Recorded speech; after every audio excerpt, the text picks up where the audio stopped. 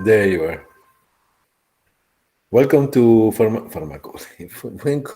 Welcome to nutrition. Today is our last lecture, and yeah, I'm very excited. Next week we are going I to think start you're so excited for pharmacology, Dr. G. pharmacology. Yeah, I have surprises. I have a lot to do. So I think you will enjoy it. So I'm very enthusiastic for this coming farm.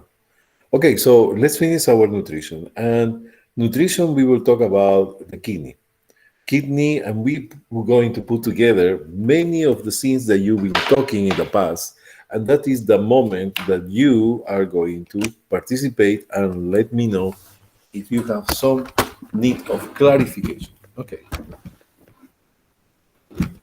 let me see here just a moment. Always put my pen tablet at the end. It's always para que trauma es. Okay.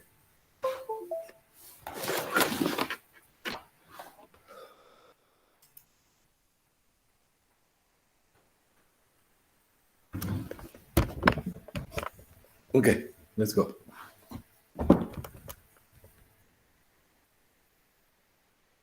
All right, so let's talk about kidney disease. Chapter 21, kidney disease. This is related to what is going to be our nutrition according to some problems of the kidney. Okay, so for this, we need to understand some of the important components of the kidney disease. For that, I would like you to talk to me and make a conversation about what are the functions of the kidney and what are each of them. We are going to do some examples when it's going high, when it's going down. Kidney is a very important organ for many pathologies, so we must focus and participate. So, what are the functions of the kidney? Number one, Filtration. filtration. Fresh red, right? Exactly. And the filtration rate, that is what we call the glomerular filtration rate. That's what you said, Michelle, right? Excellent. The glomerular filtration rate. So, where is happening this filtration?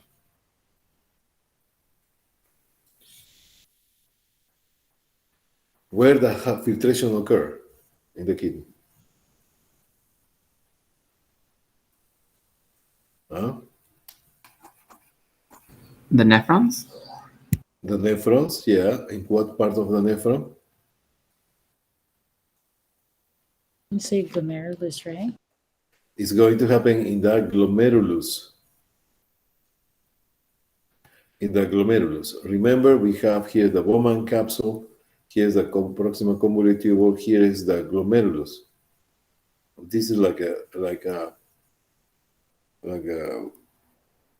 I would say like a spaghetti there.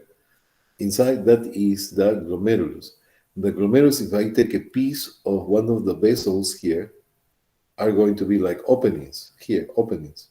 So the blood is coming this way, are going to filtrate, and everything that is smaller or the size of these openings, they are going to basically filtrate. Filtration. Okay? And so these small molecules are going to be passing into this duct. This is a tubular structure that is the convolute tubule. And is in the convolute tubule, the proximal convolute tubule, where the water, where all the elements like glucose, for example, water, electrolytes like sodium, potassium, chloride, are going to be reabsorbed. And that is the second function of the kidney. Okay? All right, so if the glomerular filtration is going to change with the time, this is so important. When you have GFR, when you're talking about GFR, is the how the kidney is going to filtrate toxins, for example, right? So glomerular filtration is going to change with the time. So you have, for both kidneys are going to receive 650 mLs of blood here. So we have, try to imagine, please, use your imagination. How many nephrons we have for each kidney? 1 million nephrons. Imagine 1 million nephrons. 1 million nephrons in each kidney. And all together, in both kidneys, they are going to receive 650 mLs of blood. So 600 for both kidneys together. 650 mLs. So that is a bottle of wine. A bottle of wine. That is about, that happen per minute. Don't forget that, it's per minute. Per minute. I forgot, so I'm going to put it here. Per minute. So this 650 mLs per minute that is going to be washing, like going to the kidney, they're going to filtrate only certain amount. From this 650, all the nephrons are going to collect together 120 mLs. 120 mLs. The rest is going to continue to the bloodstream. It's going this way, afferent, glomerular, efferent, and then go to the systemic circulation. So, but the filtration that is going to get into the kidneys in these 2 million nephrons, 1 million for the right kidney, 1 million for the left kidney, are going to be 120 mLs. So that means from a bottle of wine that arrive into the kidney, only half of a cup of coffee are the one who is going to get into the convolute tubules. So imagine the drainer. You like spaghetti? You like spaghetti? Fettuccine, gnocchi, whatever, right? Fettuccine. Or this, you have the colander. The colander is going to, when it's already cooked, you drain the water into the colander. The colander will be representing the glomerulus. And the spaghetti that is big is not going to pass through the colander, right? Only what is the size of the holes of the colander are going to be able to pass. So this fluid that go to the sink are going to be the glomerular filtration. Glomerular filtration. You okay with that? Yeah. The glomerular filtration are going to be, so this is the output. The output. So I will say no. I will say is the blood flow that arrive to the kidney, 650. From these, 120 are going to be eliminated or filtered by the nephron and go to the proximal convolute tubule. In this proximal convolute tubule, what is happening, mostly of this fluid will be reabsorbed. 1 bottle of wine. The filtration goal only is going to pass 120 mLs, half of a cup of a coffee. Imagine that. And then what is going to happen, this 120 is passing through the convolute tubule, and 118 are going to be reabsorbed. So only go to the urine 2 mLs per minute. So you produce pee 2 mLs per minute. So that means 40 drops of urine, you form both kidneys from all the million of nephrons produce 40 drops of urine that go to the urinary bladder. Okay, so that is coming again. So you need to remember 650 is the flow to the kidney. They're going to filtrate 120 is 80 to 120, and is going to produce a urine excretion 2 mLs because the 118 is being reabsorbed. All right, so tell me one thing. The glomerular filtration is going to be, when do you think the glomerular filtration will be down? We will, so instead to filtrate 120, let's make it filtrates 50. So why that can happen?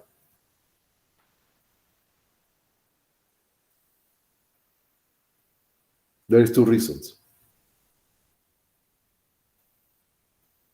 What the glomerular filtration will, 3 reasons. I started with 3 more. What can be the cause of a diminish of the glomerular filtration?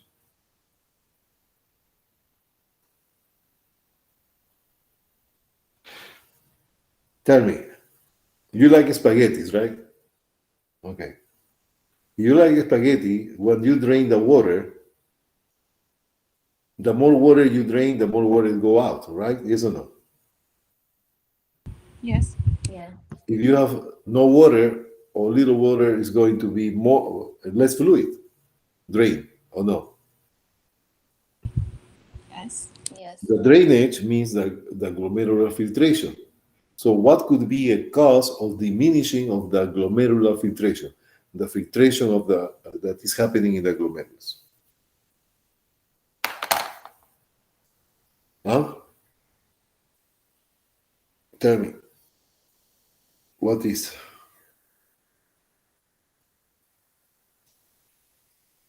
Hmm?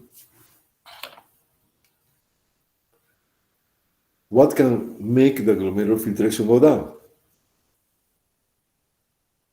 It's not working properly. Maybe it's What? clogged. The filtration. It's not working properly. Okay, the filtration is not working properly.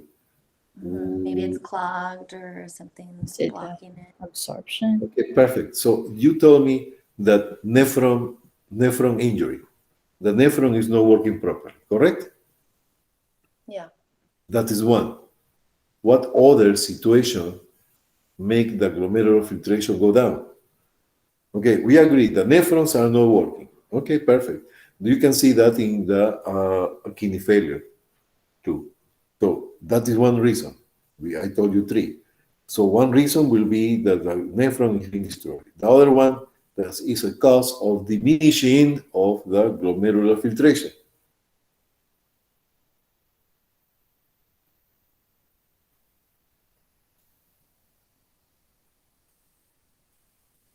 The more fluid you have in the spaghetti, the more water you drain. Correct or no? Correct. Yes. So what is the equivalent here? The drainage or the colander is going to be the glomerulus. The spaghetti are going to be these big molecules like protein, red blood cells. They don't pass the filtration.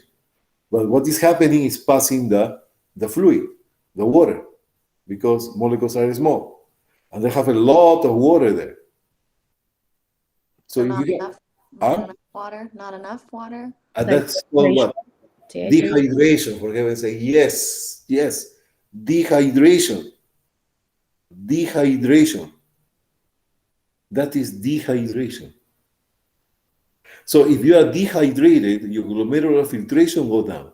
That is a laboratory test that you need to remember. How is my glomerular filtration? Low. All right, so the patient have two options. Or is a problem, kidney problem, a disease, infection, whatever, trauma, or patient is dehydrated.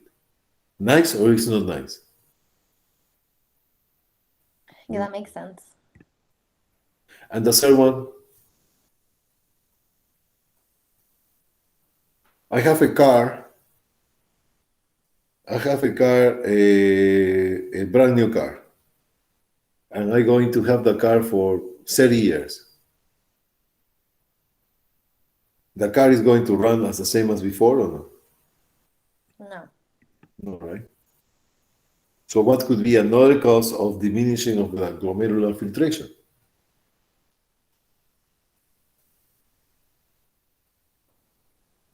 Just over time, aging. Okay, more than that. Elaborate, keep going. How much? Okay, why the glomerular filtration can go lower or less? One is because nephrons are not working. Okay, I agree with that. Second, because there is no blood, enough volume of blood. So the patient is dehydrated. So there is no too much filtration because there is no too much blood passing through the glomerulus. So it's going to be low filtration. Then, what is the other one? Tell me, your heart is beating as when you were 20? Probably yes, because you're still 20. But at 60, 70 years old, the heart is going to pump the same as when you were 20 years old?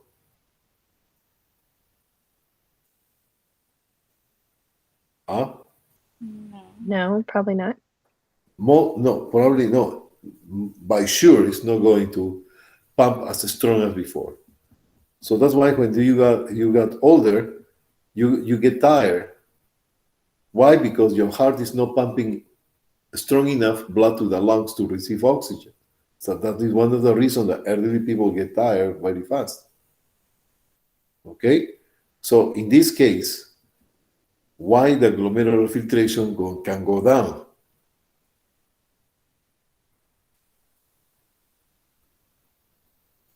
Why? Why, please? Why? All right, so I'm going to start calling. Okay, let's see who is appeared in my screen first.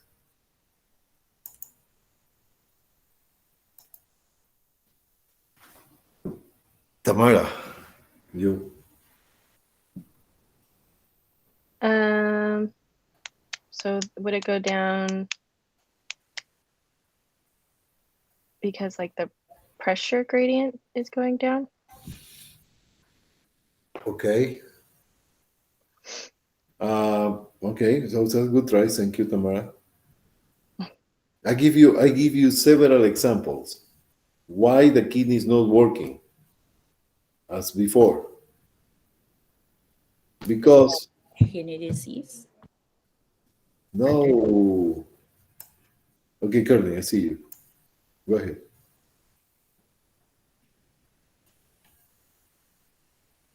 You have the answer, Courtney. No? So, okay, so you go, tell me, up or down? Tell me, Courtney, up, down, right or left? Tell me. Up, down, right or left? Up. Up. Okay, up. Is Brooke. Okay, Brooke. I gave you guys the first one, but okay, let's see. Besides, I said aging, like, Oh, you say aging? When? aging. I said that earlier. I said due Oh, to aging, yeah. it's just not working the I same didn't anymore. hear you. It's the third time, fourth time I don't hear what you said. Oh, Yes, aging process. Very good. Yeah, welcome. you get older. You get older. Thank you, Brooke. See? Okay. So you get older. And that is one of the reasons that glomerular filtration is not going to work as before. Okay? And the glomerular filtration means that you're not going to produce urine. And you need to remember this. The urine, you need to produce urine. You need to produce, and don't forget that, please, okay? Don't forget that. You need to produce urine no less. If you produce urine less than 30 or equal 30 mLs per hour, that means that most likely the patient is having two problems: kidney failure or dehydration. Is that clear? The other value that you must remember is that is in 1 day 1 ml per kilogram per every 24 hours. So if you have less or equal than that, there is two options: kidney failure or dehydration. And how we check that? With a glomerular filtration rate. What is the glomerular filtration rate? Between 80 to 120 mLs per minute. Okay? You okay with that? Yes. Yeah. Yeah. All right, so those are very, very important, okay? I'm sorry, was it 80 to 100? It's 80 to 120. 120. Okay, thank you. Okay, so now let's go to the second function of the kidney. It's the reabsorption. The reabsorption means that basically everything, and this is very important, reabsorption is going, why is called reabsorption? Because it's reabsorbed for the second time. The first absorption happened in the intestines. That is called absorption. But the reabsorption is when it's going to be filtrated by the kidney, the filtration go to the convoluted tubules, and that substances are going to be reabsorbed by the kidney. Okay? So this reabsorption is very important. Especially, I will say, we have the glucose clearance. Glucose clearance. What is the glucose clearance? Okay, so for this, I want you to remember what is the normal value of glucose. The normal value of glucose is It's 70 to 7 to 110. 100. 70 to 110 milligrams per deciliter. Is that correct? Okay. Yes. Now, so if you have here the nephron and you have here the glucose that is basically going to filtrate it because the molecules of glucose are very small, they're going to pass here in the convolute tubule. And this glucose then is going to be reabsorbed. How much? 100% of the glucose. 100%. So that means that basically mostly there is no glucose in the urine. There is no glucose in the urine. There is no glucose in the urine. We okay with that? Yes. Yeah. Okay. Yes. So that is reabsorption. What happened if you are having diabetes mellitus? If you're having diabetes mellitus, you are going to have some decompensation that have high glucose in blood. High glucose. This glucose can go, for example, 140 or more, for example. Okay? So these 140 are going to be in blood. So you're going to, it's supposed to normally 70 to 100. So the kidney is going to try to reabsorb all the glucose. But there is so much glucose that the glucose cannot be absorbed anymore. It's like a vacuum. You have a vacuum that is going to have a capacity to absorb certain amount of dust.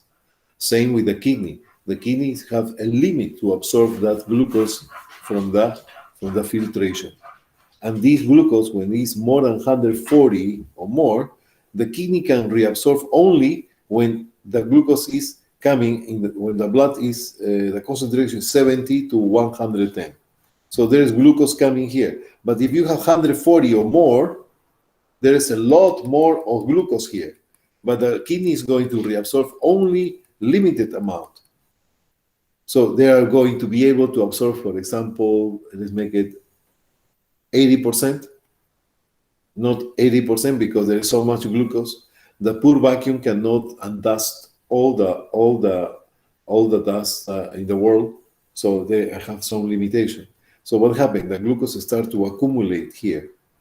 It's not be able to absorb. High concentration of glucose here are going to pull water into the lumen. And that produces what we call the polyuria. Polyuria. That is called the osmotic diuresis.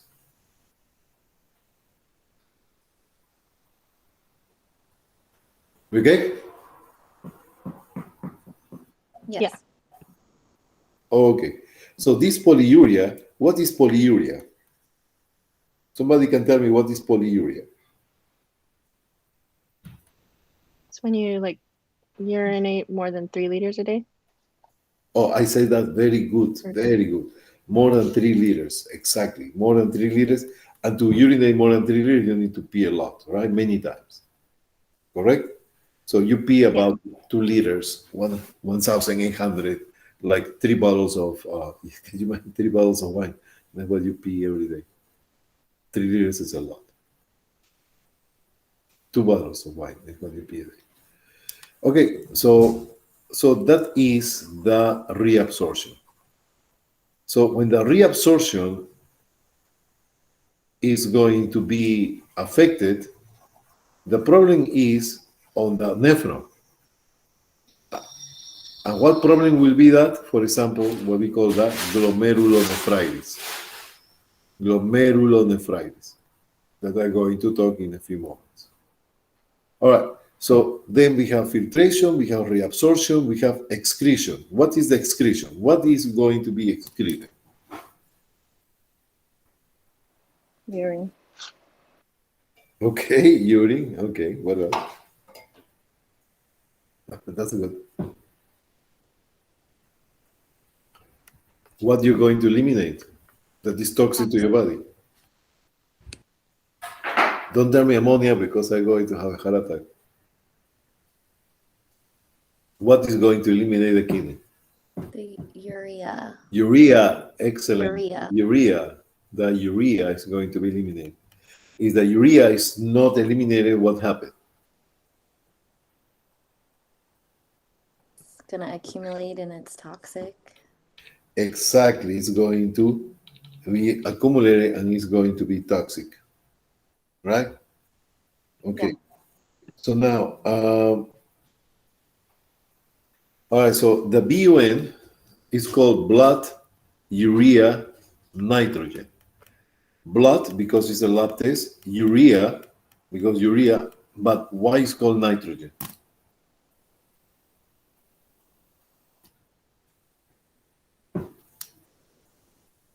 Why is called nitrogen? Why is include nitrogen there?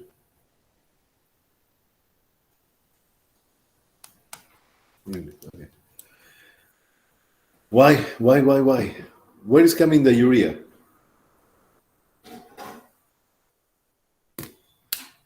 Where is coming the urea?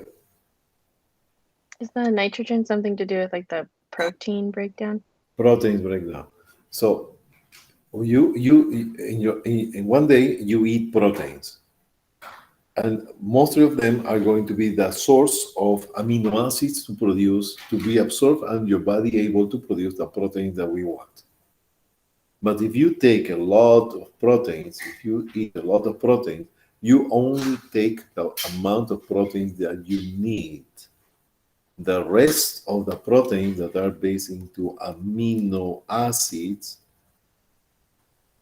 they are going to be broken down. It's called the deamination. So if you have excess of proteins, they are going to cause a deamination of that excess of proteins.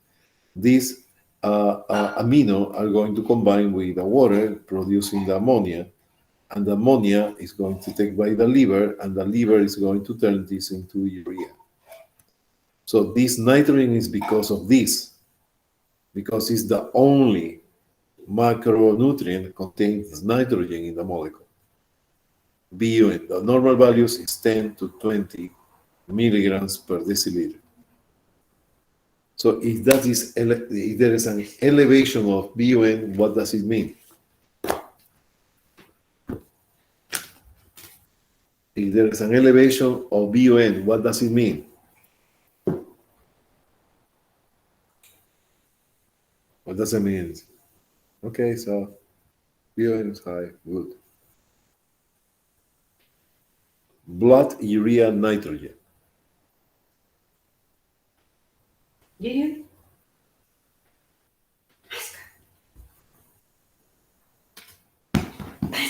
Why the urea is going to be elevated? Why the urea is going to be elevated?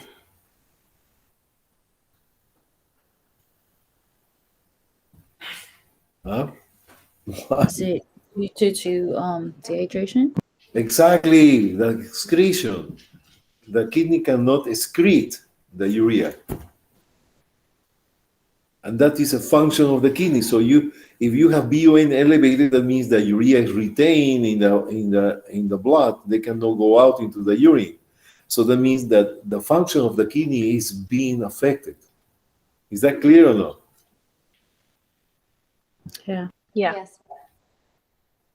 Okay. So that is basically the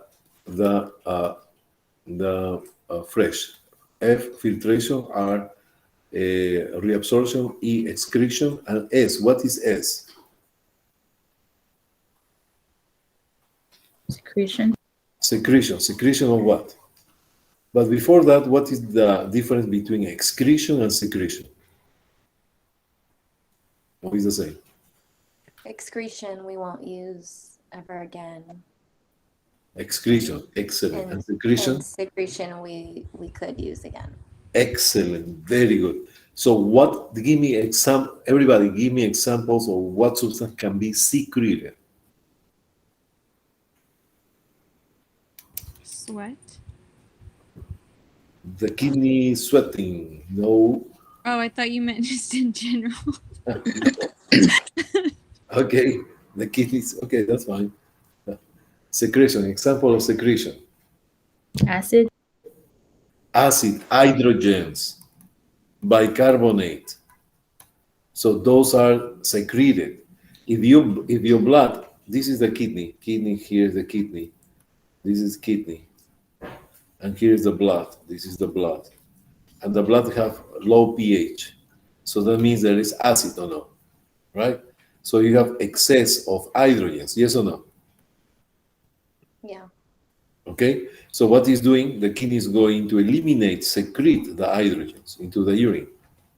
They're going to secrete the hydrogens into the urine. In addition, they're going to reabsorb bicarbonate in order to get the pH 735, 745 more faster. Is that okay? We okay with this or no? Yes. Okay, now tell me, if the pH is too high, what they're going to eliminate? Hydrogens or bicarbonate? Bicarbonate. Bicarbonate. Exactly, the bicarbonate. And what is going to recover?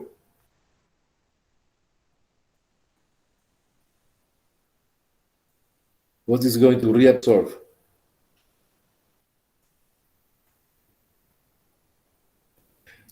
Okay, so tell me one thing. Okay. If you have acid, means too much hydrogens, correct? Too many hydrogens, okay? Yeah. And the excess of hydrogens. Where? In the blood. So you can say excess of hydrogens or low bicarbonate. It's not the same or no? Yeah.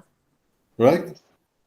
So you can have you have actually your blood is very acid because you have low bases, low alkaline, or excess of hydrogens. If you have alkaline, if your blood is alkaline, your blood is going to have excess of bicarbonate and low hydrogens. So what is doing in alkaline is going to excrete what you have too much and reabsorb what you have too little in order to get the pH 735, 745. Is that clear? Yeah. So it'd be reabsorbed into the blood. Yes. So hydrogens and bicarbonate can be eliminated, but they have an option to return. Okay? Yeah. That is part of the ABGs.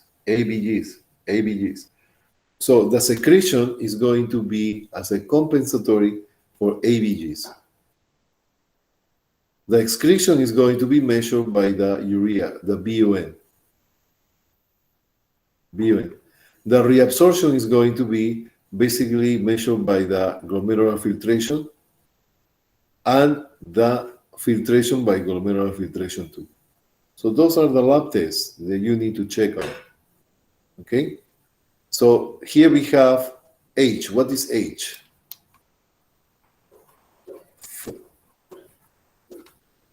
Somebody? Hormones. Hormones. Okay, H means hormones, right? Which hormones we are looking at? Red. Yes or no? Renin. What is red? What is R? Renin. Erythropoietin and activation of vitamin D. Yeah, so R is the renin, right? Yes? Yes. And the renin is going to be activated in what we call the RAS. Okay? And the RAS is the renin, angiotensin, aldosterone system.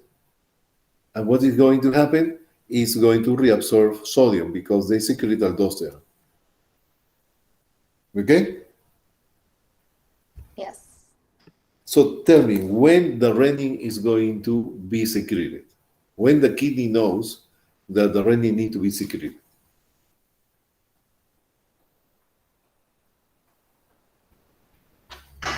When do you know that the renin need to be secreted by the kidney? When the kidney knows, oh, renin, I need to secrete renin. So that is what we need to know.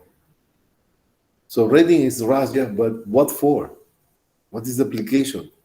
What is the need of renin?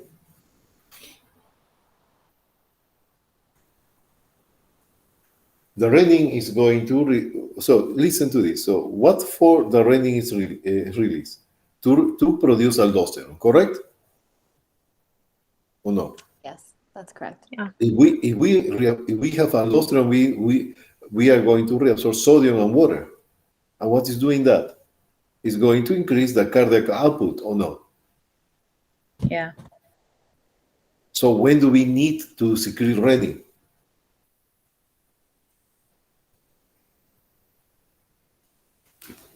When do we need to secrete renin? When the kidney is going to secrete renin. Would it be when there's like low blood pressure? Excellent. Low blood pressure. When the kidney is not receiving enough blood flow, the kidney is going to say that there is low blood pressure. That is the trigger that produce renin in order to elevate the blood pressure. That is what we need to know. The renin is going to be secreted when your blood pressure is low. Low all the body, including the kidney. So the kidney says, I don't receive enough volume of blood, so we need to increase the blood. So I'm going to secrete aldosterone to restore sodium and increase the volume of blood and increase my blood pressure. ¿We okay with that? Yes. Yeah. Excellent.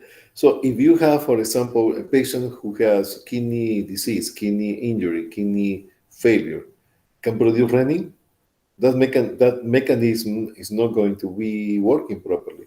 So mostly these patients are going to suffer from hypertension. At the end, is going to suffer from hypotension.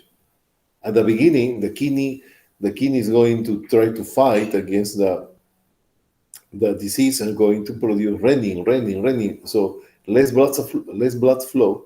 And tell me one thing: when the renin, give me another example. When the renin is going to be secreted? Tell me, it's true or false? If the patient is dehydrated, you're going to produce renin or no?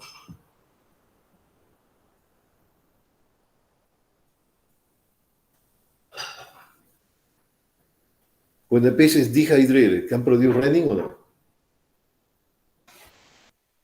Yes. No. Yes, because dehydration is the loss of fluid from the vascular space. So your pressure are going down. So mechanism of compensation will be the renin released by the kidney in order to reabsorb sodium. Yes, dehydration, because of the diminution of the cardiac output, are going to trigger this RAS. You okay with that? Yes, I'm okay with that. Yes. Okay, erythropoietin.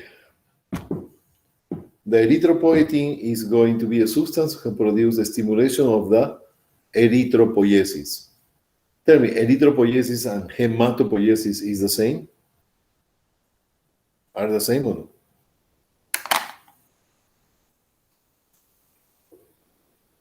Erythropoiesis and hematopoiesis are the same or no? Huh? What?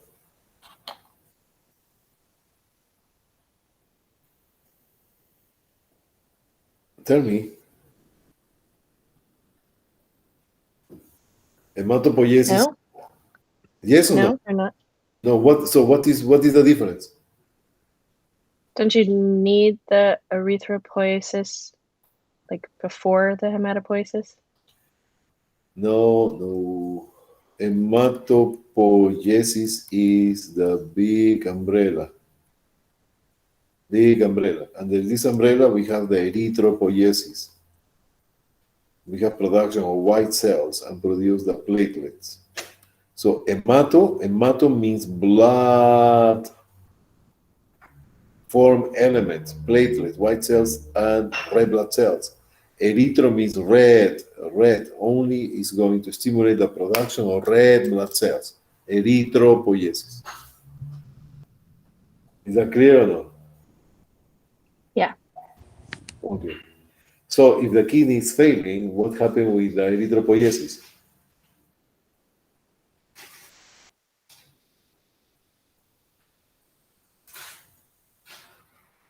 If the kidney is failing, what happens with the erythropoiesis? There's Huh? not produced blood cell. Is the kidney is able to produce erythropoietin if the kidney is failing? No. No. So if the erythropoietin cannot be produced, what happened? You have more or less red blood cells. Less red blood cell. And that is called what? That is called what? Erythro. If you have low number of red blood cells, that is called what?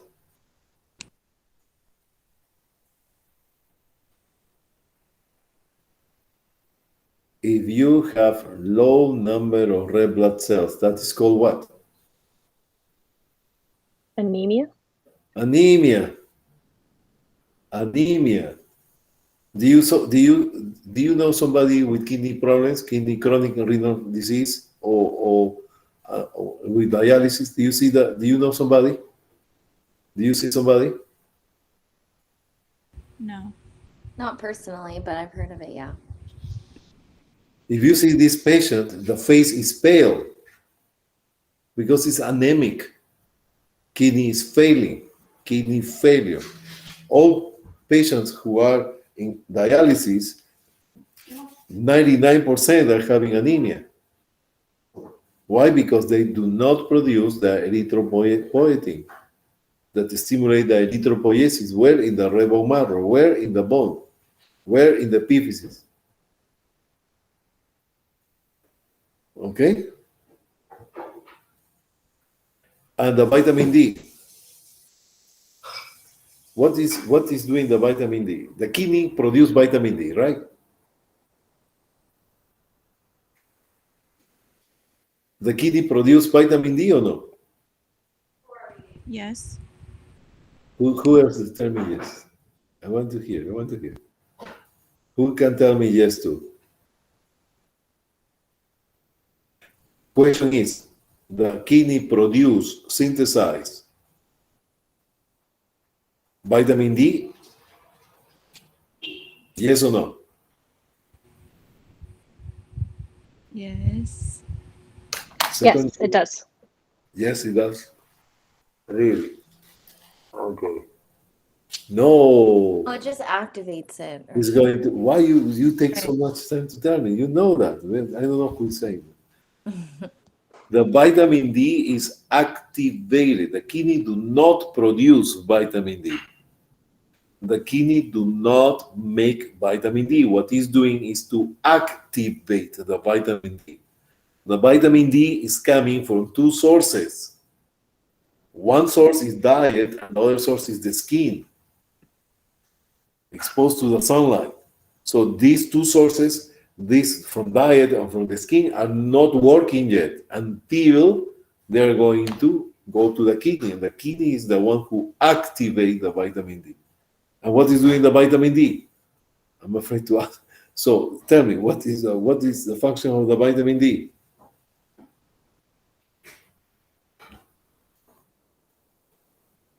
What is the function of the vitamin D?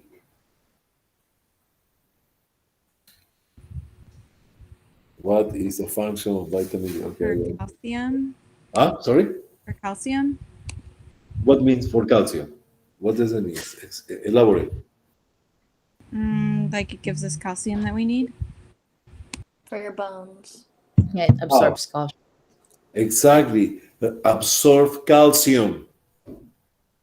Vitamin D promote the absorption of calcium, not the reabsorption. It's the absorption, is the passage of the calcium for the first time into the body. That is called absorption. That is nutrition. Vitamin D promote the absorption of calcium. Rickets, deficiency of vitamin D in children. Osteomalacia, deficit of vitamin D in adults. And we already know that. So if you have here any of these functions, filtration, reabsorption, excretion, secretion, renin, erythropoietin, and vitamin D, you have plenty about kidneys. And nobody's going to trick you. You're not going to start sweating and shaking because they're talking about laboratory of kidneys. And that is the first step. This is not everything. But I'm giving you a good summary of how you need to assess the kidneys. Okay, we got it? What time is it, please? 6:45. 6:45. I think we can have 10 minutes break. Or you want your lunch break now? 10 minutes. 10 minutes. All right, so 6:56. Okay? Okay, thank you. Okay. Any question? No. No. Okay. Brooke, next time when you answer louder because I don't hear you. I don't know why. Okay, Yeah, sounds good. okay. I will. Thank you. No problem. Sure.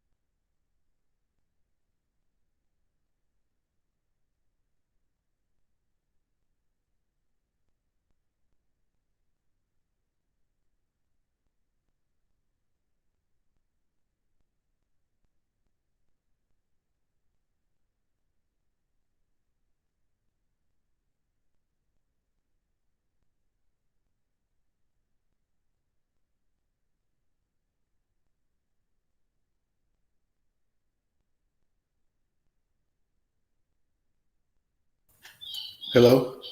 It's time? Yes. Okay, so cameras on, please, and let's continue.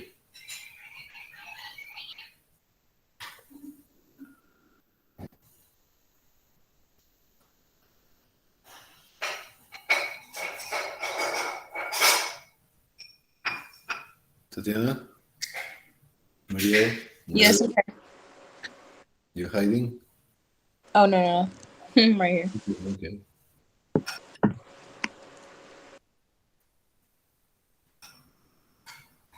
The rest, please.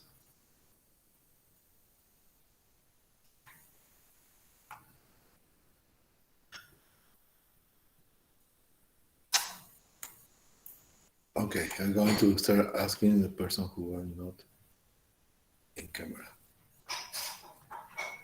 Okay, so there's some terms that I want to go with you that we need to remember very clear. So I'm going to make a slide here.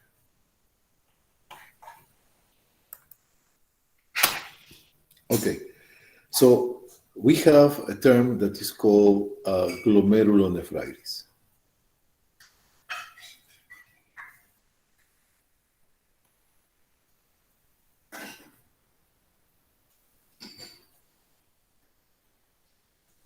And we have another term called pyelonephritis.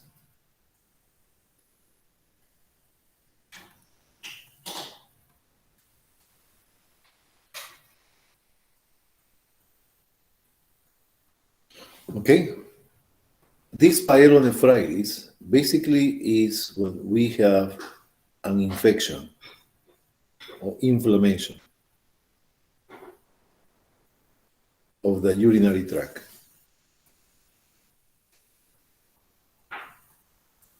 Who is the urinary tract? The pelvis of the kidney, not the pelvis of the kidney, the ureters, the urinary bladder,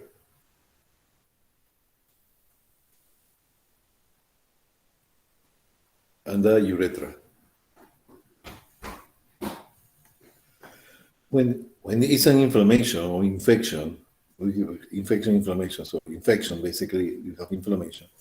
You have what we call urethritis. Urethritis. When you have an inflammation, infection of the urinary bladder, that is going to be called the cystitis.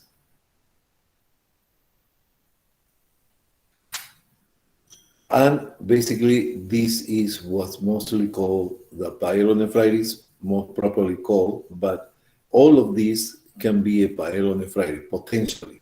Urethritis can develop into, if the bacteria is in the urethra, the bacteria is going to travel, proliferate, invade, and they go to the urinary bladder, leading into cystitis, infection of the urinary bladder.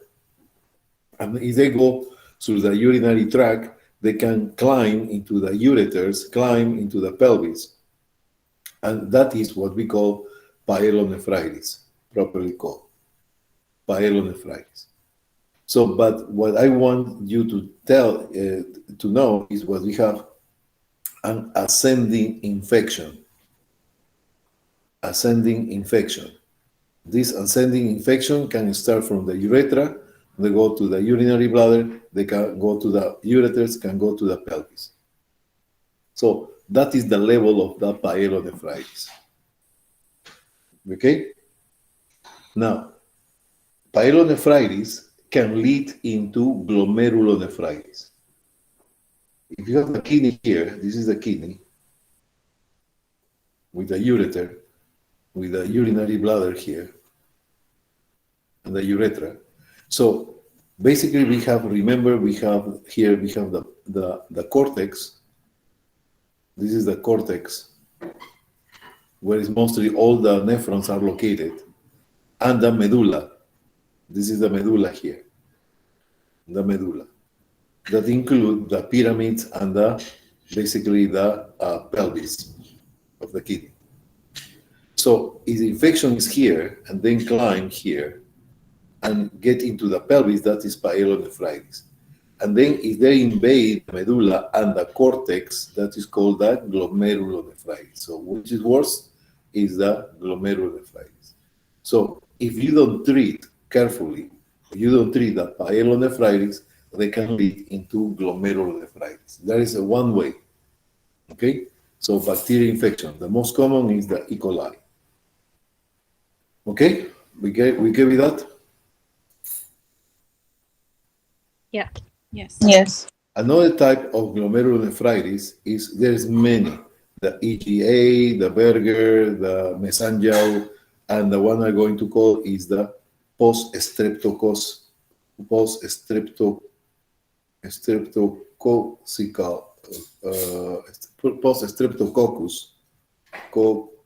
streptococcus infection. So that do you know somebody with a strep throat in the past? Yes. Right. Yep. Okay. So this strep throat can produce kidney failure through glomerulonephritis.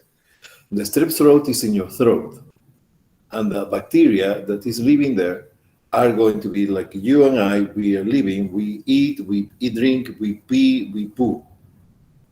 And the bacteria here in the throat, they are going to basically do the same. The poo is called the toxin.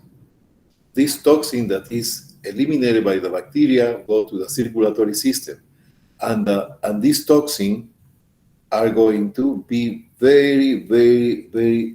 The kidney is very sensitive to this toxin, and they can lead into glomerulonephritis. So they don't use this pathway. The pathway is going to be the blood in this case. You okay with that? If you open the kidney for some magic procedure, if you open the kidney, you will not find not even one streptococcus, not even one. Because what is destroying the kidney is going to be the toxin produced by the streptococcus, beta hemolytic type 12. You okay with that? Yeah. Okay. Yeah. Next, I want you to remember two things: the nephritic syndrome,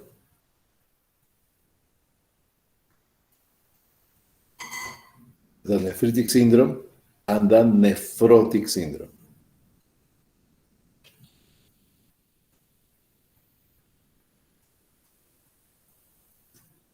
The characteristic of nephrotic syndrome, you're going to lose proteins in the urine.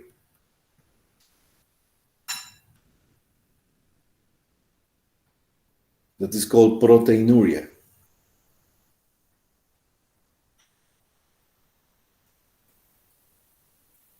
Okay? So basically, nephrotic syndrome, you're going to have proteinuria. And as a consequence of the nephrotic syndrome, the proteinuria, you're going to have edemas. Why? Because the oncotic pressure is going down. The oncotic pressure is how the proteins are holding the water in the intravascular space. If these proteins are low because you are peeing a lot of proteins, and how you much lose in order to cope nephrotic syndrome, you lose 3 grams per day of protein. 3 grams of protein per day you are losing in the urine. The total amount of albumin, that is basically the major protein in the body, we have 250 grams of proteins in the body. 3 grams every day. You are losing 3 grams every day. And how we are going to do the lab test for the for proteinuria, the collection of urine in 24 hours. You're going to collect urine 24 hours. It could be from the Foley catheter in the urinary bag, or actually in the urinal. So you need to tell the patient, don't throw the urine. So call me because you're going to collect the urine.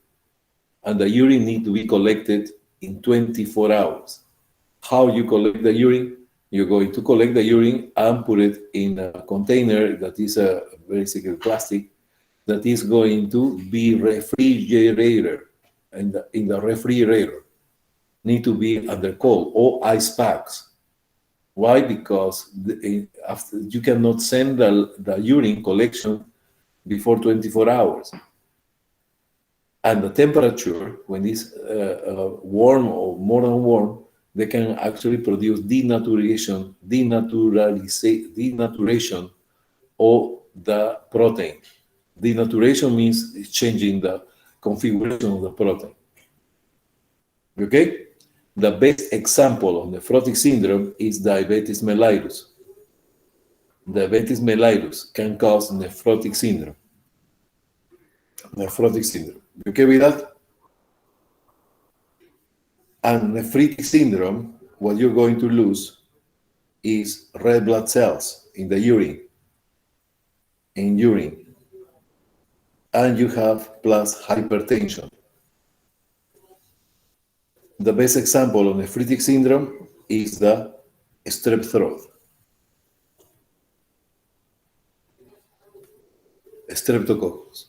The post-streptococcus glomerulonephritis. Okay, so those terms are really embedded in NCLEX and HESI all over. So you need to remember those two main things, nephritic and nephrotic syndrome. Difference between the pyelonephritis and glomerulonephritis.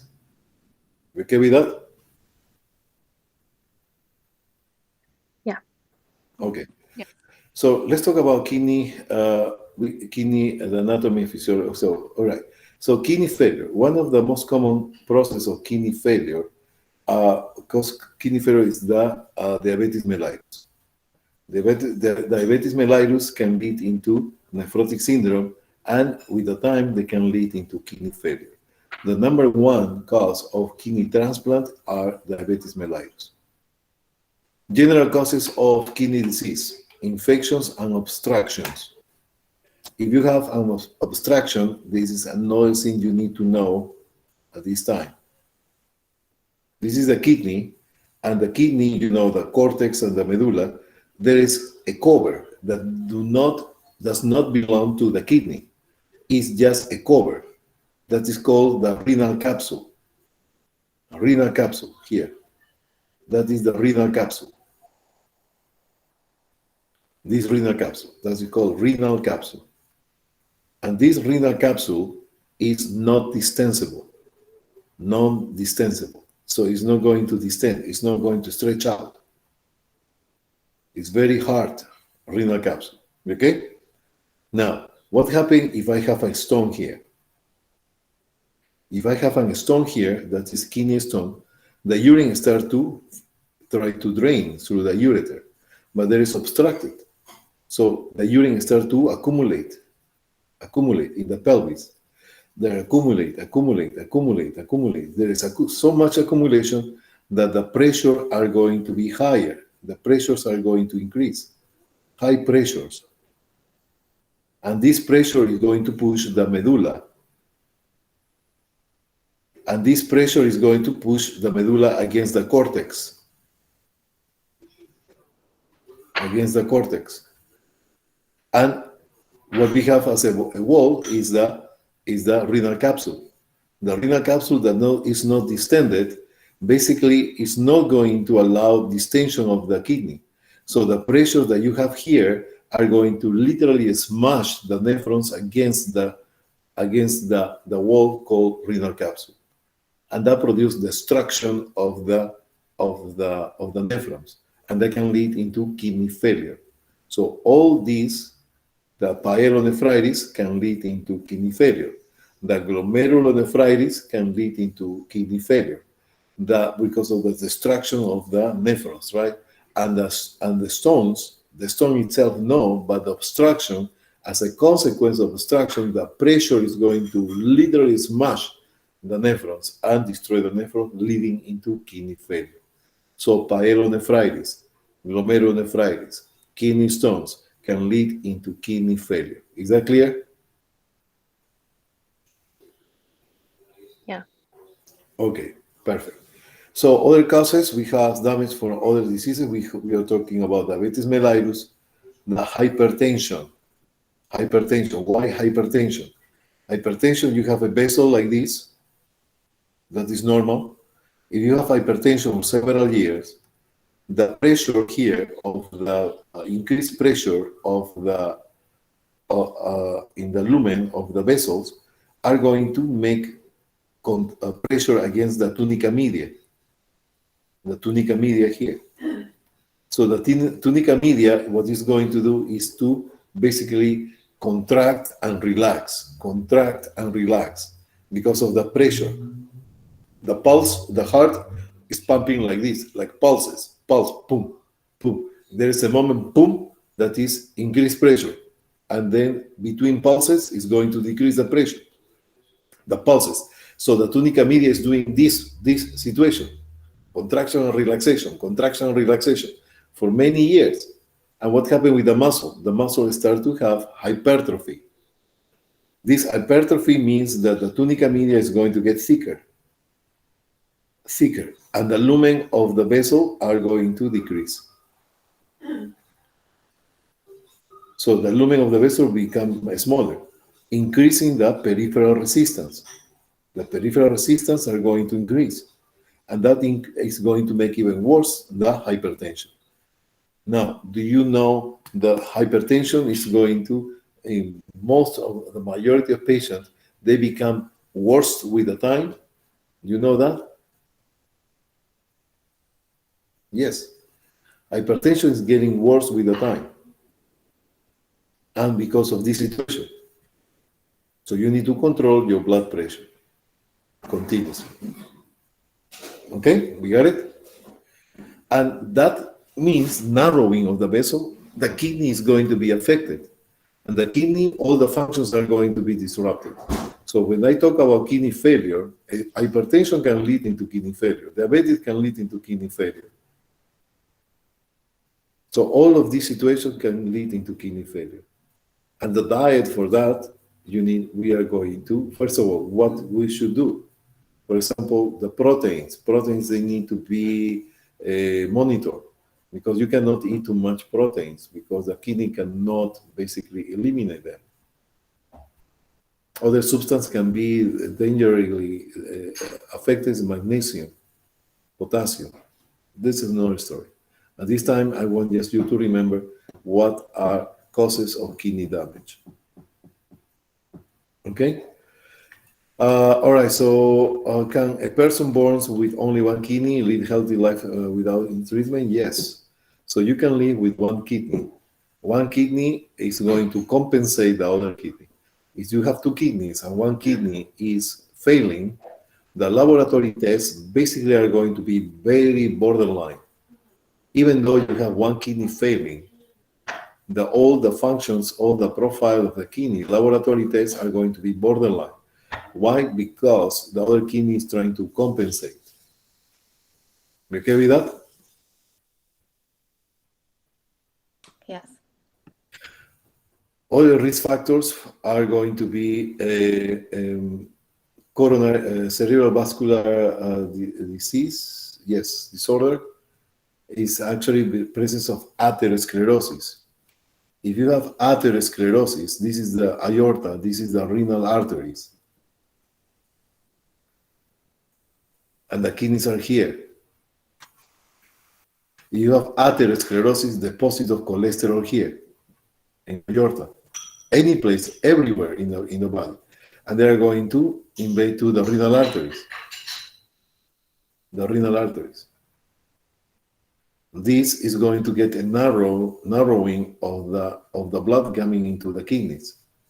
So the kidney is what is going to sink. There is not too much pressure because they have a little bit of blood coming to the kidney. So what is doing? It's going to start doing the RAS. And that is going to make it worse. Because the kidney is thinking that there is not enough pressure because he doesn't receive enough blood flow.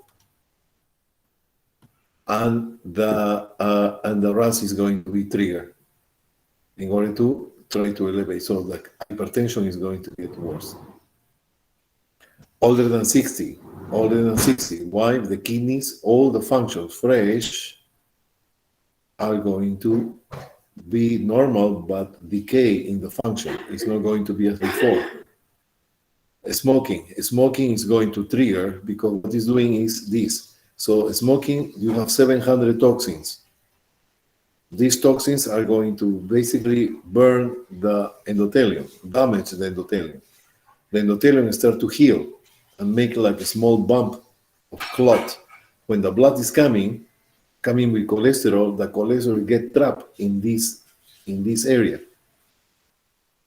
Something is stopping, the cholesterol is traveling, and the cholesterol start to be formed. The more time, more age you have, the more time for the deposit of cholesterol to be formed. So it's going to get worse with that age. Obesity, we have basically high levels of cholesterol. They can produce atherosclerosis. That is not going to affect only the arteries of the aorta branches, but the renal artery, specifically renal artery. That is to a branch of the aorta. Okay? Family history of kidney disease, that is another story. We have different ones, like duplication of collecting system, the autosomal, recessive, etc. So many others. I'm not going to go on that. Okay, so here we have Miss Hendricks, is a 65-year-old female who has a poor glycemic control with her diabetes type 2 of 32 years with diabetes. Hypertension is going to occur. The majority of patients with diabetes are going to have hypertension. Why? Because the reaction of the glucose, this is a normal vessel, are going to basically produce hypertrophy of the tunica media. What is the result of this in patients with diabetes? The narrowing of the vessel. That is going to be resulting into increased peripheral resistance. And patients with diabetes, patients with diabetes, they suffer with hypertension. Not the one who have few years, but 10 years, 15 years, they start to have hypertension because of this consequence of diabetes type 2. And smokes 1 pack a day. Per day, yes. That is another very bad situation. So they are going to basically accelerate the process of atherosclerosis. Her more recent glomerular filtration is 22. What is the normal value of the GFR? What is the normal value of GFR?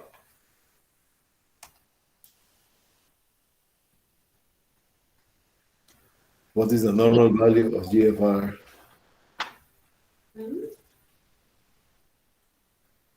Per minute. Beautiful. 80 to 1. Yeah, you just said that. Okay? 80 to 120. We okay with that? All right, so in this case, we have hypertension. That is a consequence of a diabetes mellitus. And basically, diabetes mellitus is going to be the one who affects this. In diabetes mellitus, you said, okay, I'm going to control my glucose. Okay, you need to control your glucose, because this process of narrowing the vessels are going to accelerate when you don't control your glucose levels. The more often you don't control your glucose levels, is this process of narrowing of the lumen of the vessels are going to get accelerated. So that's why you need to control your glucose very carefully. Those people are going to live longer before they have the complications. Oh my God, Masha is, you know what is eating? Ice cream. She loves ice cream. Okay. Lucky dog. Yeah, he likes vanilla. His favorite. Chocolate, you don't give chocolate never to dogs. You know that, right? Yeah. Never, not even nothing. No chocolate, please, okay? Okay, so older age, because it's more time exposed to the risk factors. Race, yes, race can be, especially diabetes mellitus, are going to happen in diabetes mellitus can damage the kidney. Remember the three complications of diabetes mellitus? Retinopathy. Why? Because the vessels are like that, but now with diabetes are like this. Sorry, like this. So the retina start to not receive enough blood supply, you get blind. You have neuropathy. Neuropathy, you start to have the sensitivity of your fingers, toes, body start to decrease. So you can hurt yourself without feeling any pain, because the nerves do not receive blood supply because of this situation. The vessels are getting narrow. And the nerves are going to be destroyed. I'm not going to. Sorry. Okay. Thank you. And the other one is the nephropathy that we actually talking right now. Nephropathy was the same situation. Vessels are going to get narrow with that, and that is going to be accelerate when you don't control your glucose in blood. Sorry, it's coming in 3. Okay. All right. So we okay with that? Poor glycemic control. Poor glycemic control. Hypertension. Hypertension is going to even make more damage in the endothelium. Smokers. Decrease glomerular filtration rate. So your kidneys are not filtrating as before. What clinical assessment parameter will be used to find out from Ms. Hendricks? Polyuria, you already know what is polyuria. Oliguria is when it's less than 200 mLs per, it's about, yes, less than 200 mLs per hour. And anuria is when you have less than 80 mLs per hour. Anuria means no urine, but definitely we consider anuria when it's less than 80. So there is 2 situations. If you don't produce urine, there is 2 situations. One is the kidney is failing, and the other one is what? Dehydration. Excellent. It's not going to be, it's going to be dehydrated. And another time, if you want to go over a little bit more further, I can tell you how to differentiate dehydration from kidney failure. Okay, because right now I'm just pulling a lot of information. So, but if you want, I can go over in another time. Okay. Nitrogen retention. Sorry. What, I'm sorry, what was, which one was under 200 mLs per hour? Oliguria. Okay, that's what I thought. Nitrogen retention is the BUN. Blood urea nitrogen, urea nitration. Anemia. Now we understand anemia, kidney failure, or no?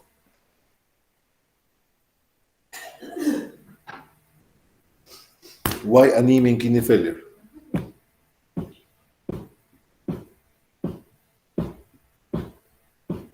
Why anemia in kidney failure?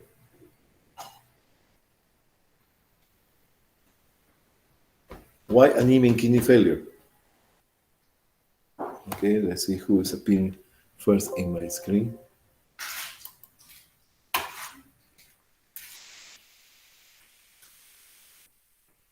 Oh, okay, so Brooke, right or left or down? So it's the hormones, the red blood cells aren't being produced. Exactly, the erythropoietin. But tell me in the future, you want right, left, or down?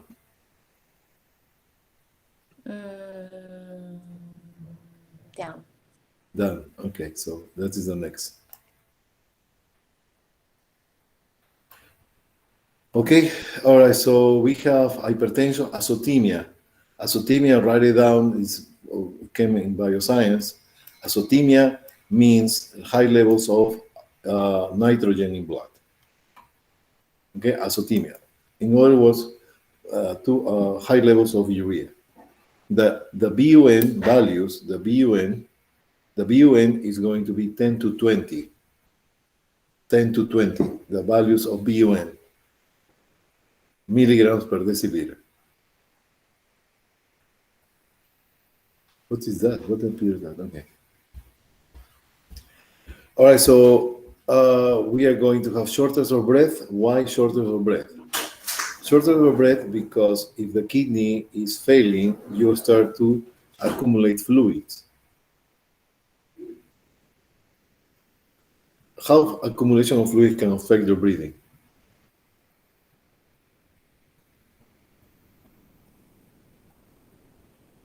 Huh? Okay, so down, right? You said down, right? What was your question, Dr. G? My question was why accumulation of if the kidney is not working, there is no there is retention of fluids or no? Right? Yes or no? Hello? When the kidney is not working, you retain fluids or no? You cannot urinate. So you start to retain fluids or no? Yes. Yes. So how this retention of fluid can affect your breathing? You said down. Isn't it like interfering with like the gas exchange? How? It's like not enough space or too much pressure in your lungs. Okay, so you are there. So what happened? Accumulation of fluid are going to be accumulated in the lungs too. So not only in the legs or abdomen, but in the lungs too. And that this water is going to be in between the capillary and the alveoli, preventing the gas exchange. You okay with that? Yes. Yep.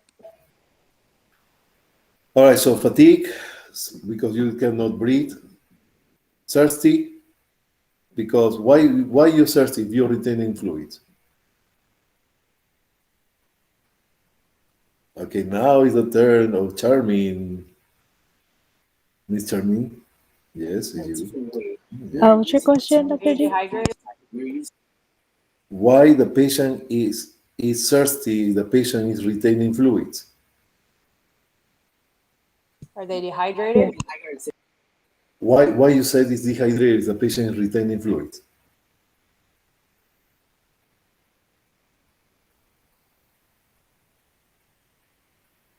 The patient is retaining fluids, but not in the intravascular. The water escapes from the intravascular, and this is going to be in the tissue, edemas, swollen edemas in the lower upper extremities, abdomen. So the fluid is not where it's supposed to be in the vascular space. And the patient feels that he's dehydrated.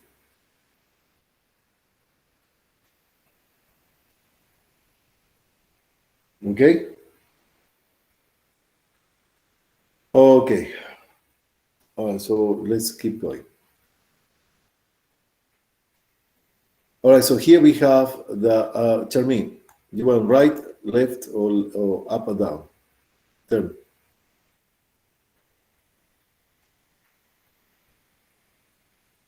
Charmin, Yes. Down, I guess. down, okay. Okay, Miss Tatiana is the next one. Yes. Yeah, okay. So Can you I start to, this is a game in the TV, right? TV show, like that. Right? So it looks like, how is the name of that TV show, Gregory? Do you remember? That is an old TV show. Okay, so let's keep moving. Dr. G, at what time are we taking lunch? There is no lunch today. No, yeah, okay. That's okay. Okay, so I'm going to give you until 8 p.m., okay? Thank you. Thank you. Mhm.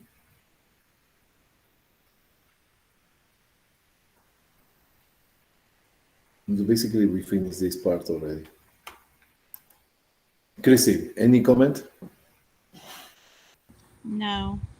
Do you like the explanation of this? Oh, I love it. I love it so much. It's very, very, very straightforward. So thank you so much. So any question, please let me know. No. All right. Thank you. See you at 8 o'clock.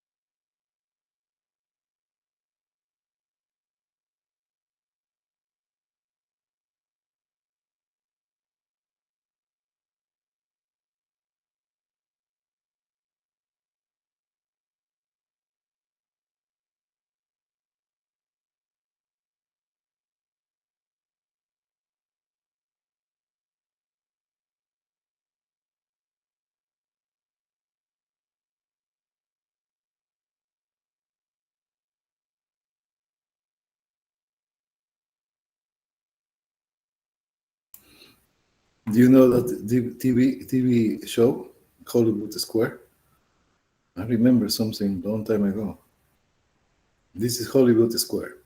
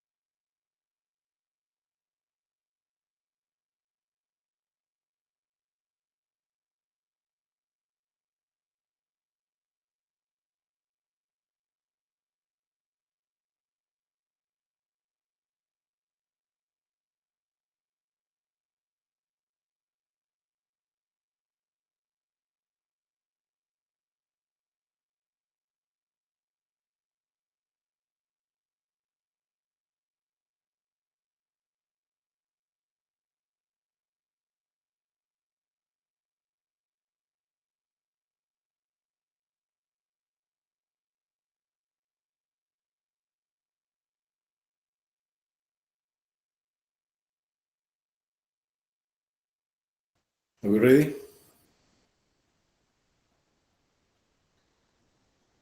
Hello?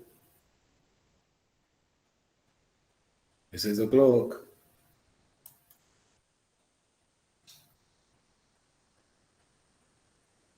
Hello, hello? Hello. Okay, so let's continue. Looks familiar.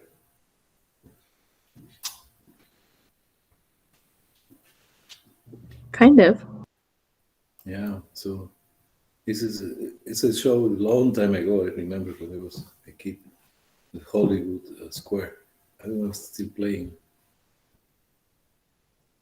Okay, so let's talk about. Okay, so we are going to talk about the glomerulonephritis. So please, in glomerulonephritis, you will have. I need to tell you, red blood cells in the urine. So not necessarily you need to see the with your bare eye the blood. It can be a microhematuria. Microhematuria. Microhematuria. They put in a drop of urine in a laminate under the microscope, and this laminate is going to be having like this square, small, and they have like a small circle here. And this small circle are going to make it bigger here, are going to be like this. And they put a drop of urine here. If they're going to see one or two, or more than two, three per field, 3 red blood cells per field here. That means microhematuria. The other macrohematuria is when you can see with your eye. In both situations are characteristic of a nephritic syndrome. Okay? So microhematuria maximum per field is going to be 2. 3 is already microhematuria.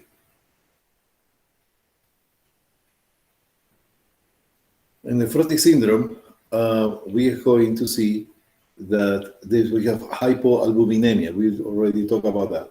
Low levels of albumin in blood. So 2.5 to 3.5 is the normal milligram per deciliter normal. And if you lose 3 grams per day in a proteinuria lab test of collection of 24-hour urine, that means proteinuria. And basically what you're going to start developing is edemas. They start in the lower extremities, but they can be edemas all over the body. Okay, in this case, they are going to restrict fluids and try to increase the oncotic pressure. So they can do plasmapheresis or some blood solid elements as a transfusion in order to solve this problem. But nephrotic syndrome is a progressive problem of diabetes mellitus. Okay. All right, so here we have, just to go here, osteodystrophy. Why osteodystrophy? This is a very common side effect or complication of kidney failure. Osteodystrophy means that the vitamin D is not activated by the kidney because the kidney is failing. There is no absorption of calcium because what is doing vitamin D? Absorption of calcium. And that can lead into the deformations and weakening of the bones called osteodystrophy. Osteoporosis is something similar, but osteoporosis occurs when you have low levels of estrogens. So there, low levels of estrogens are going to diminish the absorption of calcium. So because estrogens are going to activate the absorption, going to have a more active absorption of calcium in the intestines. Okay, so kidney stones. Just to talk about kidney stones, there's beautiful kidney stones here. Look at these kidney stones. Nice, right? Necklace? No? We have, the most common is calcium stones. Remember that gallstones are from cholesterol. Can be bilirubin, could be other things, but there is no calcium stones in the gallbladder. Can be, but very rare. The calcium stones mostly are in the kidneys. We have all 80% of that, and you know that these kidney stones, depends on the size and obstruction, can lead into kidney failure. True or false? True. True. And we have other components, could be uric acid stones. You know, uric acid is a byproduct of metabolism, is a waste product of metabolism of the nucleic acids. Nucleic acids, especially for people who eat a lot of meat, they produce a lot of uric acid because the cells have the nucleic acid, and the nucleic acid leads into uric acid. And this is 9% of the stones. There's other ones that estrubite stones. We have other ones that can be cysteine is amino acid stones, and not many others, but a few more that I don't recall right now. But definitely those are the 3 most common. Okay, so let's see. All right, so what I want just to finish with this is that the kidney,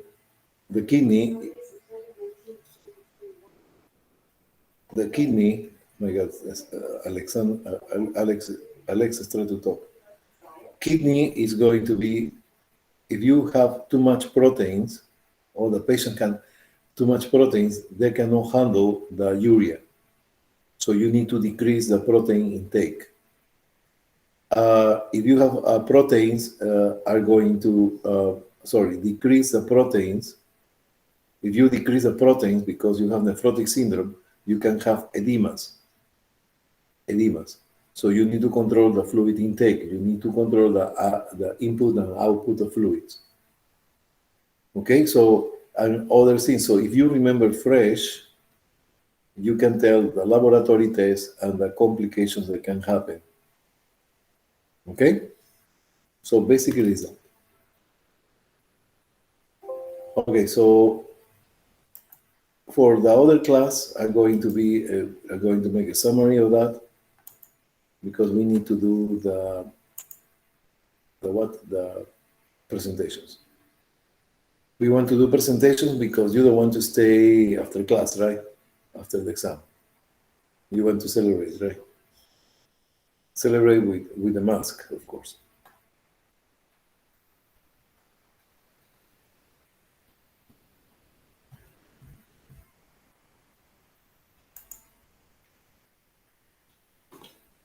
For this class, the only thing I want you to, we are going to summarize here is that, all right, so, okay, so this is about,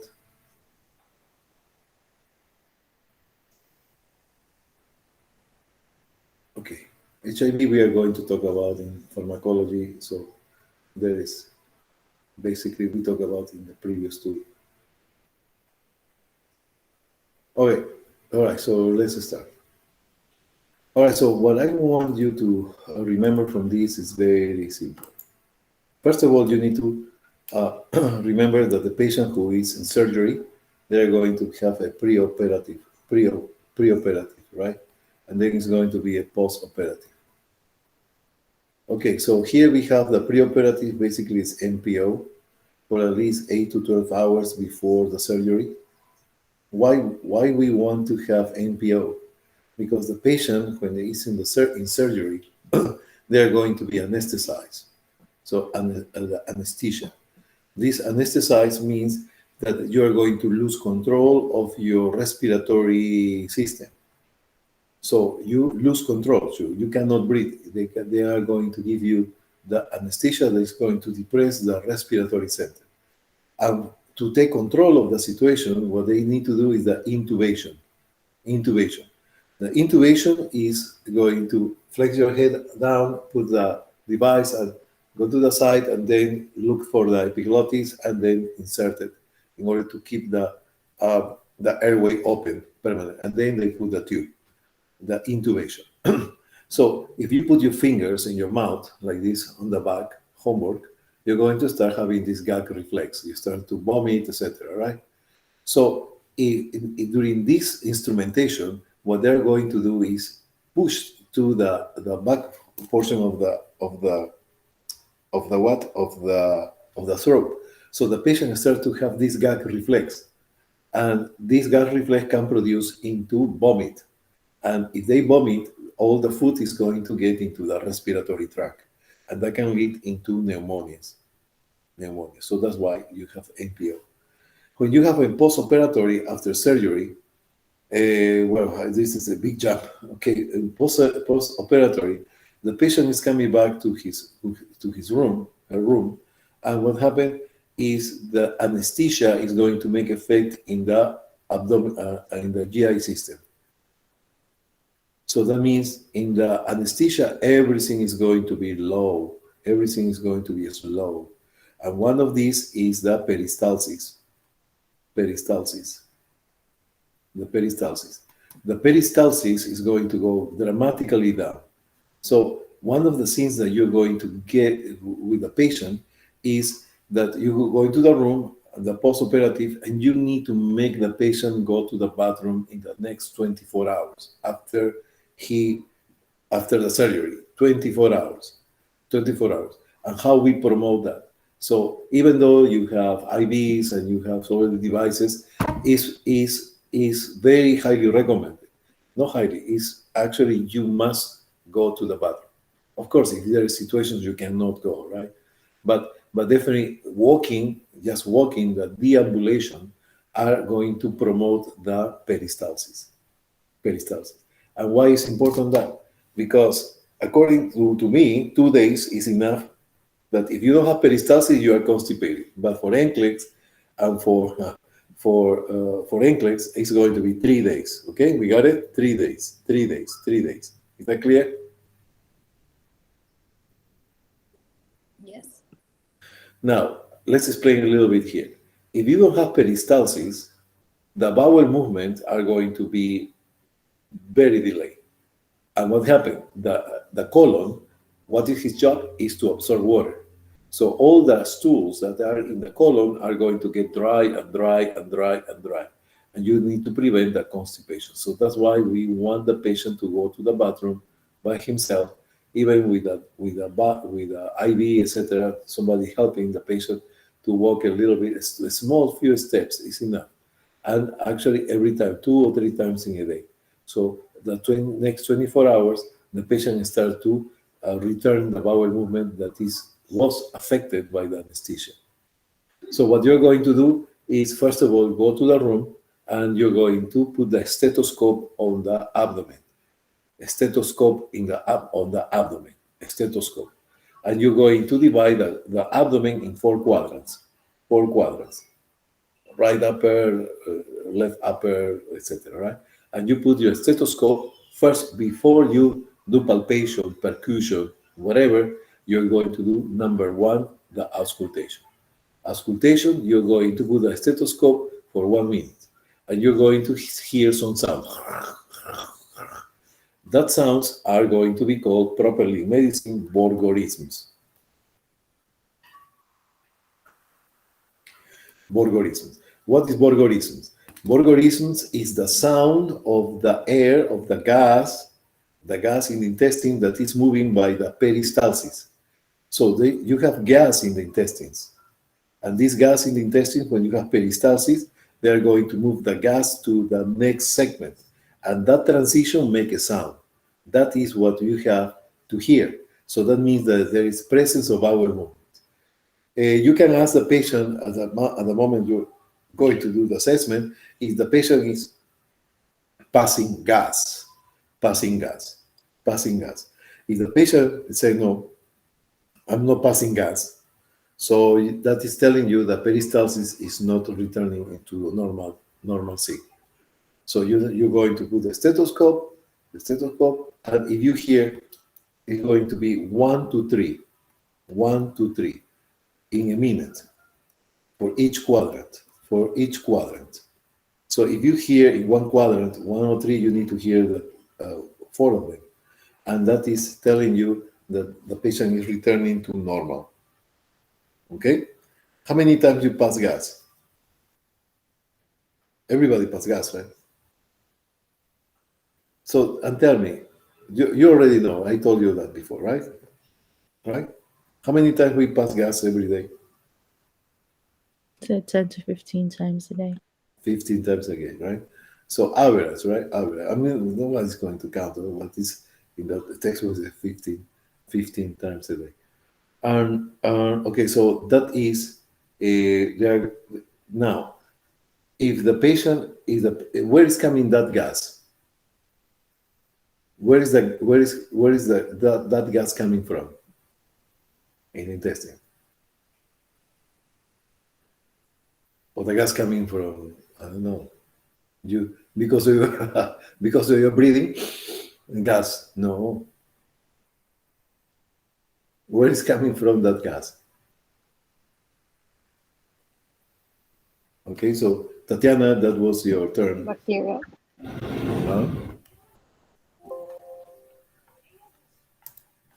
Where is Tatiana? Yes. Okay, Miss Tatiana, tell us, illustrate us. You said where gas comes from? Yes. But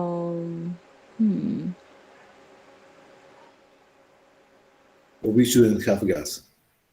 No, that's normal. Yeah.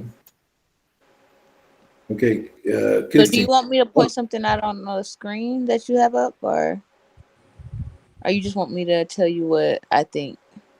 Where is coming the gas? Is it your No. large intestine? Sorry, Christine. Is it your large intestine? Yeah, why is coming there? We have Bacteria. exactly bacteria metabolism.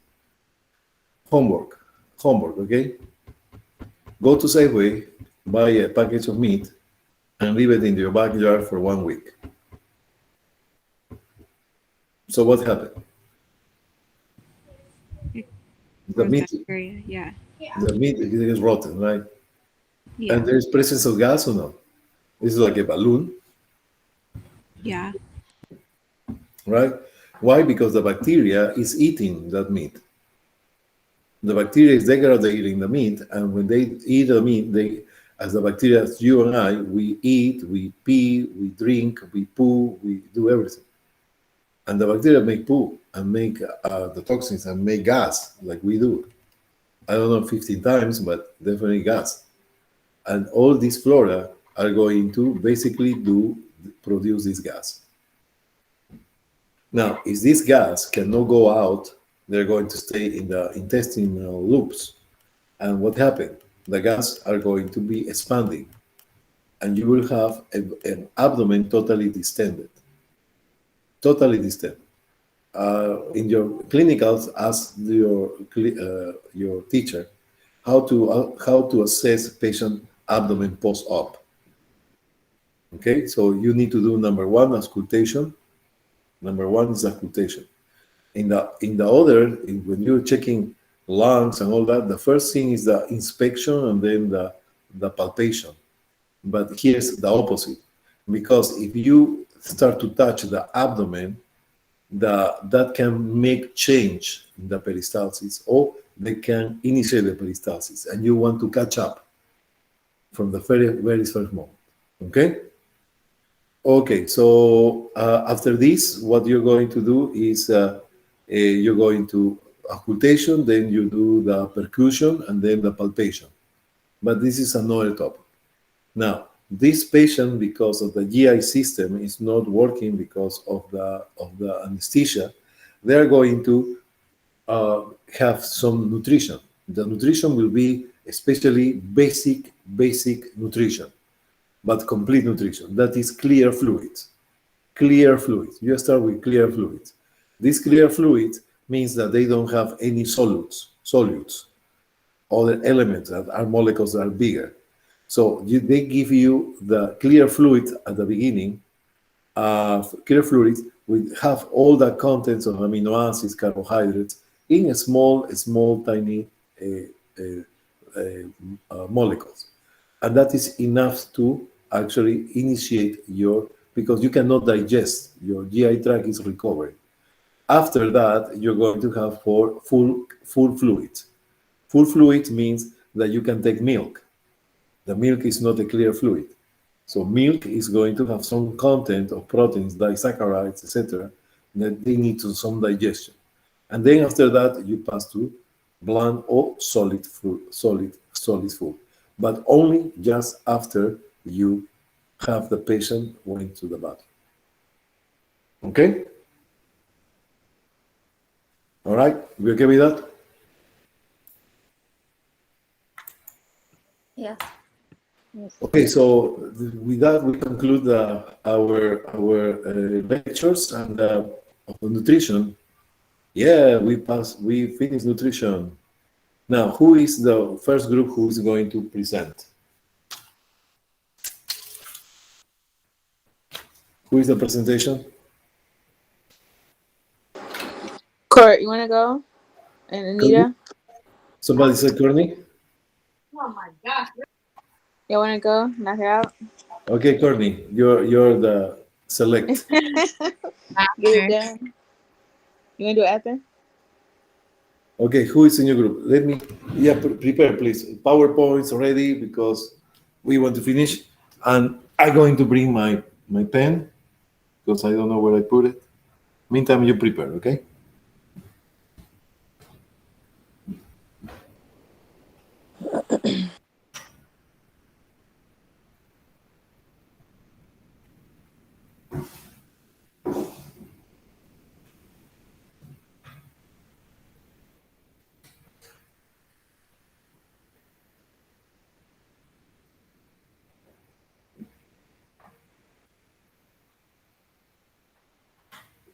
Wait, where did we go?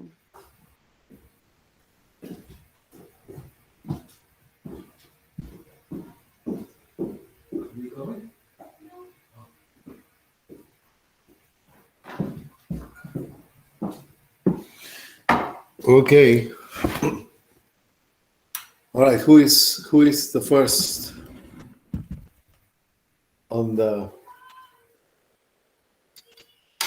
presentations? All right. So please, one thing I want to tell you: don't read. Okay, I don't want you to read because everybody knows how to read, right? So I want concepts. Okay, I want to know how you handle your topic. Second, I want you to tell me, I'm going to check the PowerPoints, and in the first page, you need to have the names of your participants. I will understand if there's one of the participants is not there, means that they don't want to collaborate, and I'm not going to accept individual projects. So actually, it's a groupal project. Okay, we okay with that? Don't read, please. Okay. The more read, the more questions I do. Okay. So, Miss Corney, you are our first guest, right? You have red carpet, lights, Anita said she blockbusters. doesn't, What? Anita doesn't want to go first. What she said. Okay, so let's do it. Okay. Can you present your screen, please?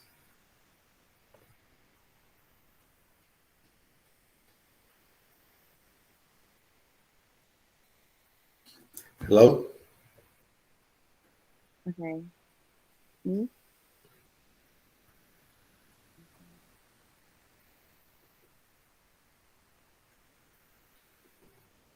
Hold on. How do I do this? Corney, who is in your group? Anita and Tatiana. Anita, Tatiana, and Miss Corney. What is your topic? Celiac disease. Celiac disease? Oh, beautiful. Many questions there.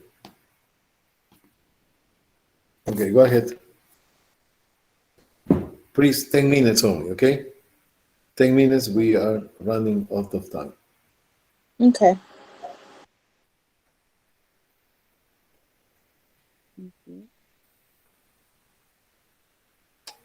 Oh, wow. Hello, Nice. everyone. So our topic was celiac disease. I'm just pulling my screen up real quick. Can you see my screen, Tatiana? Yeah, it's kind of small though. Okay, that's fine. I can see it. Please, I want to go So, to the menu. I want to go to the okay. menu. We know what is celiac disease already, and I Okay. want to discuss the Next menu. page. Next page, please. Okay, so next page. So this is basically just a picture of, how it affects the small intestines. If you can see the picture on the left, that is the healthy intestine on the top, and then the one with celiac disease is towards the bottom. So it's just showing the difference between the intestine lining. Yeah, next page. Okay, so a couple symptoms of celiac disease is just, a little diarrhea, vomiting, constipation, abdominal bloating and pain, pale, foul smelling food, stool. So it varies by patient, and many adults with celiac disease don't have symptoms at all. So it just varies by the individual. Next page, please. This is just a brief slide describing, in children, the symptoms, which is pretty much the same as the adults. So around 2 million Americans have celiac disease and need to follow a gluten-free diet. We thought that was kind of interesting. Next page, please. And this is just categories of food that you can eat.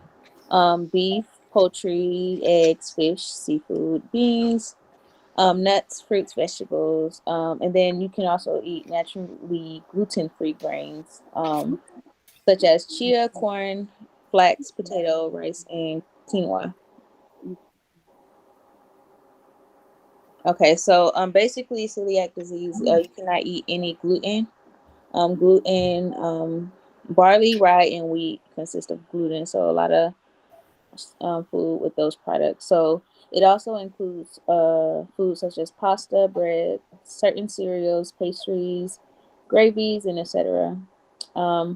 So even like if you ingest a small amount and you have celiac disease, it can have a significant effect. So yeah. Okay. So we put together some meal plan ideas for celiac disease patients.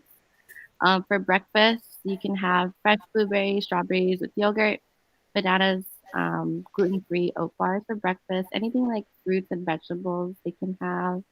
For lunch, we put chicken and gluten-free pasta, roasted vegetables, and tomato sauce. Bacon, lettuce, and tomato like a BLT sandwich with gluten-free bread and salmon. And then for dinner, we put more roasted chicken with vegetable soup, spicy chicken wraps or salad, and like cheese quesadillas, gluten-free tortilla. We also added some vitamins to give patients if they're if they have gluten-free, like vitamin B6 to prevent infections. Folate helps make new cells. Vitamin D on iron and thiamine, riboflavin, and niacin.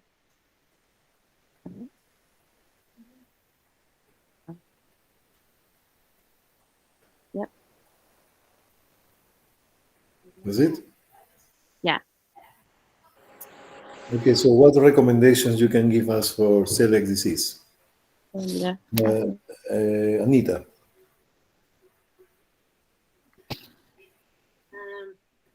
I don't know, you can't eat anything like rye, anything with meat.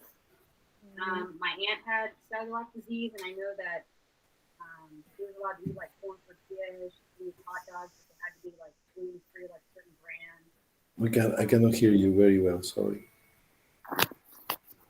Eat like corn tortillas. Corn tortillas is good, yeah. Yeah, because my aunt had celiac disease, and we had to live with her, and there was like really not much we can eat. And I know like even if something's like made somewhere where there's gluten like around in the same kitchen and it gets mixed up, somebody can still have like get inflammation and have symptoms even from like slightest gluten being around. They're very sensitive, and I know sometimes they could break out like in hives. Tell me, what is gluten? It's a protein. Okay, very good. Okay. We have in the United States about 0.5% of the population having celiac disease. So it's a big number. So just prevent the ingestion of gluten. That is the main thing. And I want you to remember that is going to participate the immune system in the gluten. So you can eat everything basically, but without gluten. So it's as simple as that, the diet for celiac disease. Okay, thank you. So next group, please. Who is in the next group? You can drink Trulies, gluten-free. What, Courtney? You can drink Trulies, they're gluten-free. Oh, okay. Courtney, tell me who you want to present now. Whoever's ready. I don't want to pick anyone. Okay. Should we go now, Brooke, or it's up to you? Okay, Gregory, go. Yeah, we're gonna go. But you do the screen, Greg, because I don't know how to do all that. Okay. Okay, I can do the screen sharing. Hold on one second. Who is in your group, Mister? It'll be me, Brooke, and Susanna. Brooke, ¿qué más? Susanna. Susana. She's in the dark. Gregory. Wait, she's what? Yes. Excellent. What is the topic? Diabetes. Ooh, okay. Oh, I Your like super that. favorite, right, Dr. G? Yes. Okay. What? Okay, one second. Let me just present.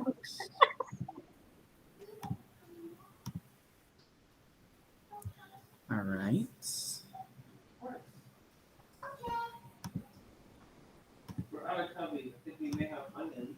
Okay. All right. So wait, hold on. Is Susanna here? Yes, I'm here, Gregory. Okay, just making sure, Susanna. Sorry. Okay. All right. Excellent. So we did our presentation on diabetes. Let's see. Okay, so just to inform you guys, this is just a general overview. Obviously, the registered dietitian will be the one to like recommend the dietary modifications just to accommodate for everyone's diabetes. So every plan is really individual. But ideally, when you do have diabetes, like the main goal is to achieve like the healthy level of body weight and maintain that. And then also like having a well-balanced and consistent diet is the key of controlling elevated glucose levels. Protein from vegetarian sources or plant-based diets is probably the best for that. Also choosing simple carbohydrates for some types. Fixed meal times, avoiding skipping meals, like fasting. Usually fasting is not a good idea because it can really like whack up your glucose levels a bit. And then smaller but more frequent portions, like instead of eating really giant meals at once, having more common but like smaller snacks like throughout the day instead of just going all out in one meal. Increasing a lot of foods containing omega-3 fatty acids is also helpful. And then you can still have alcohol because everyone loves alcohol, right? But it's just limited to like a moderate amount for each person. As it says in here, like 1 or less for women and 2 or less for men. So before we get into like the direct foods, I just wanted to really quickly go over how insulin is integrated into like the lifestyle because it does coincide with food all the time. So orders vary patient to patient. Long-acting insulin usually has a lot, not really no parameters, but it's a lot less than the short-acting. It's usually given at night with 1 or 2 orders for glucometer checks throughout the day. And it's mainly for newly discovered diabetes or like type 2. The short acting is the one that actually has a lot more parameters. It's given like 10 to 15 before every meal. And usually unless the glucose readings are low or lower for a person with diabetes, then they won't administer the insulin. But there's also a lot more frequent glucometer checks. Usually you're checking it like before you give it, so like before every meal. So it'll be, let's say you ate 3 or 4 times a day, you're going to have 4 checks before every meal. All right, and then we're going to transition over to Susanna so she can tell us a few different types of foods that we can eat.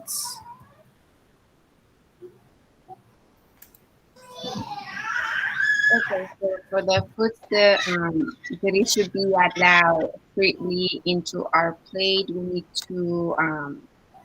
need to keep a few things in mind before adding these foods to our plate. Basically, when you're diabetic, you should be able to eat anything that you like, but you just have to make healthier choices when it comes to food. You shouldn't be prohibiting yourself of not eating, sugars or eating meats or eating a slice of pizza. You should be able to include those in a balanced diet so that you can still enjoy what you're eating, but you're still, but at the same time, you're still trying to bring all the nutrients that you need in order to be able to maintain a stable weight and to be able to maintain a healthy diet. You should be able to create this meal plan by having your doctor's tips so that you can maintain a healthy levels of glucose too when it comes to your checkups with the doctor. And in order to include all the things that you would like to eat freely, it's really important when we're creating this meal plan for diabetic patients, we should be able to know the patient's background in order to include, like I mentioned before, those things that the patients like to eat, but also including what they really need in order to maintain a healthy weight. And the things that you can bring to your plate, like Gregory said, skipping meals, it shouldn't be an option for someone who's diabetic. Instead of, you should be eating a breakfast, a small snack, lunch, another snack, and dinner. This food, the foods that you include throughout the day, they should be, for example, you can have for breakfast a whole wheat pancakes. You can add a small side of fruits to that breakfast. Have a non-fat vanilla yogurt side with it too. For snack, let's say that you can have a medium apple with with 2 tablespoons of peanut butter. Okay, so And I'm gonna interrupt you. Sorry, okay, because that's the next slide. Okay, so really quick. Wait, go back. Sorry. Okay, foods to be avoided really quick. So obviously anything with a bunch of sugar in it, you would want to avoid, like cakes, soda, juice. Obviously you'd want to go with more like unsweetened juices. Fruits are good to have, but a lot of them have a lot of sugar in it, so it just depends on which one you're going for. So some on here would be like dried fruits, mango, bananas, grapes. Sweetened drinks, and a lot of salad dressings also have high sugar. A lot of things more than you think would. And then obviously some alcoholic beverages, which we already said you could drink, but just in moderation. Obviously try going for things that don't have a lot of added sugar. Next, please. Okay, so meal plan. So like we said already, meal plans are specific to each patient. This is just one that we came up with. So for breakfast, you could do like an oat muffin or eggs, turkey bacon, wheat toast, a cup of coffee with the Splenda sweetener and skim milk just to make it more healthier. A snack throughout the day, Greek yogurt, granola. Lunch, you could do baked chicken, salmon, and then maybe like a side salad. And then I like hummus, so I put bell pepper with hummus. Dinner, you could do baked salmon or tilapia. Salmon just has a lot of omega-3s, so that's why I chose that. Potatoes, asparagus, you can bake those to make it more healthier. Glass of red or white wine. Dessert, cottage cheese with fruit. And then beverage recommendations, just pretty much anything unsweetened. We chose unsweetened iced tea. And a lot of people with diabetes usually go with a vegetarian, vegan, or Mediterranean diet just to stay on the more healthier side.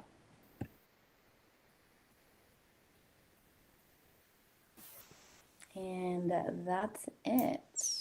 Those are just our references. Gregory, I cut your microphone. Can you reopen, please? I don't know how to open your microphone. Oh, thank God. Sorry about that. I couldn't mute it from this side. Gregory, that's fine. That's fine. Okay, so tell me, guys, I want to eat bacon in the morning. I want pork.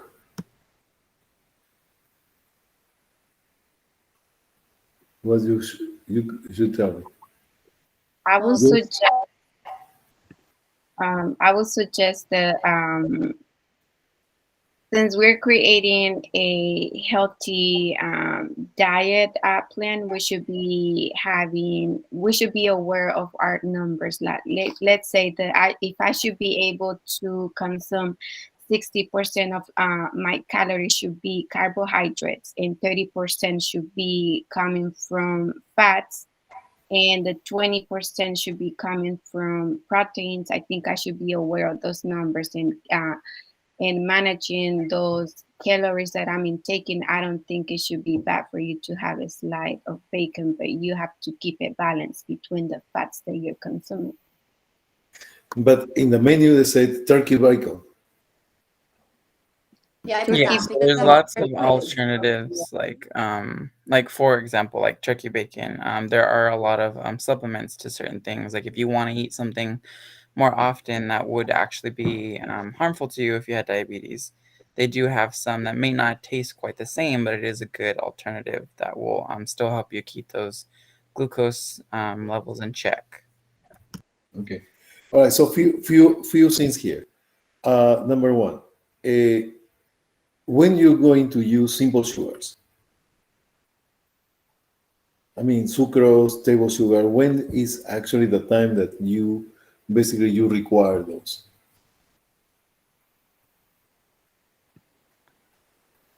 So you prefer simple sugars or complex carbohydrates? So complex sugars, I mean complex carbohydrates, have a lot more fiber in them. So I think that would be one better for someone maybe who has like no insulin production at all, because then they won't be able to, like, you know what I mean? So like, but someone that has like a little bit of just resistance to insulin will probably do better with simple carbohydrates. Okay, so what I want to say about that is the simple carbohydrates are going to be easier to absorb, number one.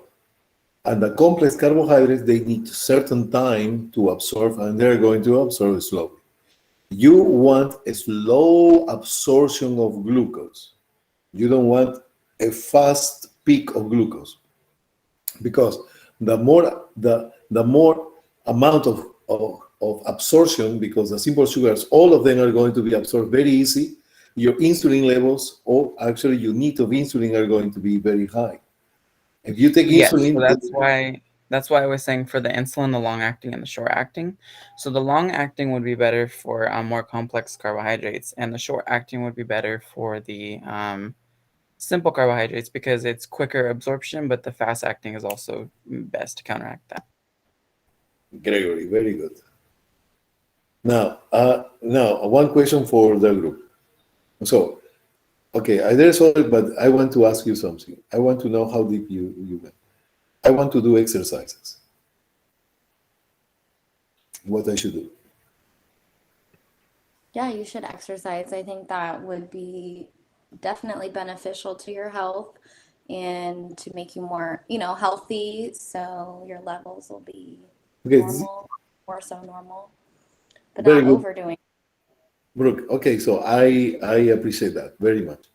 What we need to do is, this is out of the topic too, because this is not what I asked you to do, is that before you do exercises, you need to check your glucose. If the glucose is 250 or more, don't do exercises, because you're going to burn fat and you're going to do in DKA. You're going to the hospital to do, instead to the gym, they send you to the ER. Second, if your glucose is 100 or low, you need to take a snack. It could be half of soda, simple sugar, that you're going to require for these half an hour or 1 hour exercises.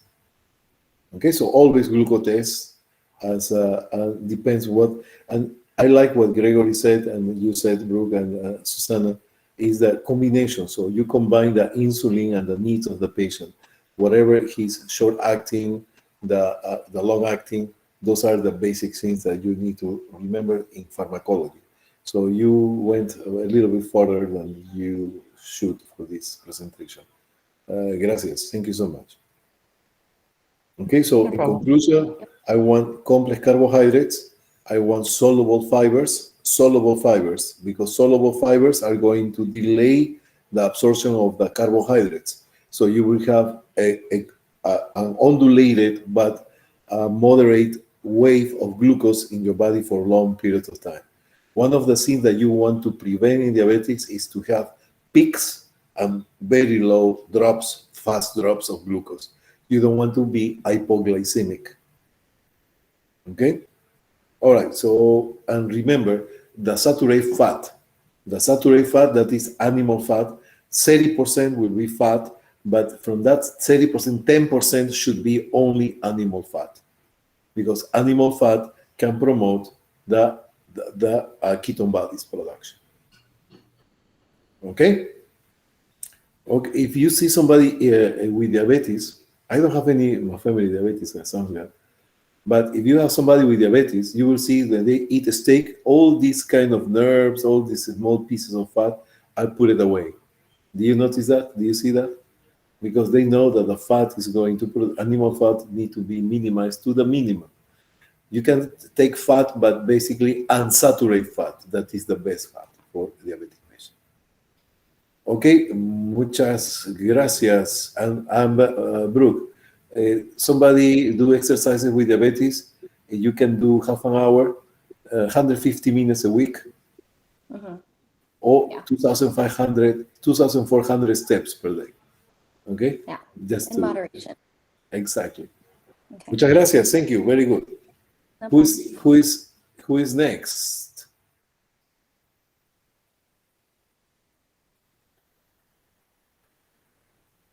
Who is next? There is no next. So I think that there's 2 more groups left, correct? Because there's 4 total.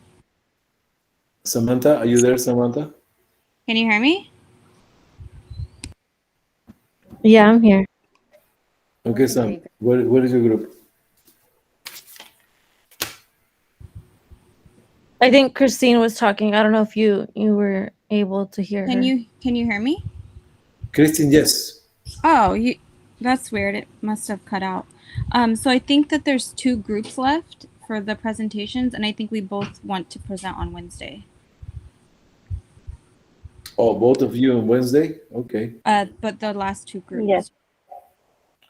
Okay, so Our group. I expect a TV show that day, huh? No, I'm just kidding. So yeah, it's actually the rule. So yeah, you have choice to do it on the last day of the class. Okay. So everybody need to go back home, and we are going to contact. Okay, so it's going to be short. There's 2 presentations. Okay. Yes, that's good. All right. So thank you. Guys. Does everybody have to log on since they already did their presentations, or can it just be, because I don't want to force everyone to log on if they already did their presentations? No, everybody should, otherwise it's going to be absent. Gotcha. Everybody need to be there. No, that is normal. That is what we're supposed to be doing on the last day. Okay? All right, thank you so much. So you have 10 minutes break, and I will see you Wednesday. Tomorrow. Okay, so I will give you 10 minutes of something here. Okay, can you put cameras just to see reactions or something? Okay, anyhow. All right, so in number 1, when you're going to take HESI, you want to talk about HESI or not? Yes. Yes. Yeah. Okay, let's talk about HESI. If there is any questions, anytime you can contact me too, okay? All right, so anyhow, HESI, we have 55 questions. Number 1, this is something I do for pharmacology. And I kind of, pharmacology was very fast. Was I would say, the poor guy in pharmacology when I came to teach here. Seriously, was the worst. Now the highest grades are going to be pharmacology. In addition to that, the highest grade that we have in pharmacology in the whole school, I don't know other campuses, but in San Mateo, Pharmaco has the highest grade with 1,375 points. So that was actually 99.99%. Very good. So for this, I train my students to take HESI. and I'm going to train you to do these HESI fundamentals right now. Okay, very short, 10 minutes. I think it's going to be very productive. Well, is okay. I like to do for pharmacology only because I want to have better grades on pharmacology. But anyhow, I will share with you that. Okay, number one, I want you to read the question first. How many of you are reading the answers first? I do. If you read the answers, your subconscious, your wishing, your desire is to know something that you know. And without reading the question, you have already some attraction to one of the options. And you want to force in your brain that that option should be the right answer. And you start to dig in right and left, up and down, and try to convince yourself that this is the best answer. So if you read the options, you are ready to have 0 in that question. What you need to do is to read your question first. And for that, you need to use a strategy. Test strategy techniques. These test strategy techniques start with reading the question first. How long? 20 seconds to 30 seconds. 20 to 30 seconds. So give it yourself that time. Don't rush. You have plenty time. Now, you need to get rid of all the distractors. Everything that is not necessary. But for that, you need to have a conclusion in your mind. So you need to have a conclusion in your mind. Have the question, what the question is asking. Don't read the options first at all. Not at all. I promise you're going to have a good result. Then after that, you go to the options. In the options are going to be two questions, two answers that are the same. 50-50%, correct? So what to choose? Based on HESI and NCLEX, these exams are based on patient safety. So the answer, if there's two answers that are close to each other, you need to check the more comprehensive, the one who contains more concepts, and the one who can potentially produce more damage on the patient. That could be the answer. Okay? So take your time to read the options. Don't rush with the time. If you rush, you cut in yourself 20% of your grade. Take your time. Nobody's rushing. So you said, some of you said, oh, you know what? I'm so nervous, so I want to finish this as soon as possible. You're shooting your foot with that. So don't do that. Now, I'm going to give you a structure right now. Are you ready? The questions are going to be into many modalities. One of the common modalities, because I have many others, but this is one of the most common, and this is going to help you, for sure. When you read the question, you're going to identify inside your mind if this question is talking about assessment of the patient or is talking about an intervention of the patient. So you need to identify that first. The question is about assessment, telling you assessment, or telling you intervention. If the question is an assessment, one of the options and the answer should be one intervention.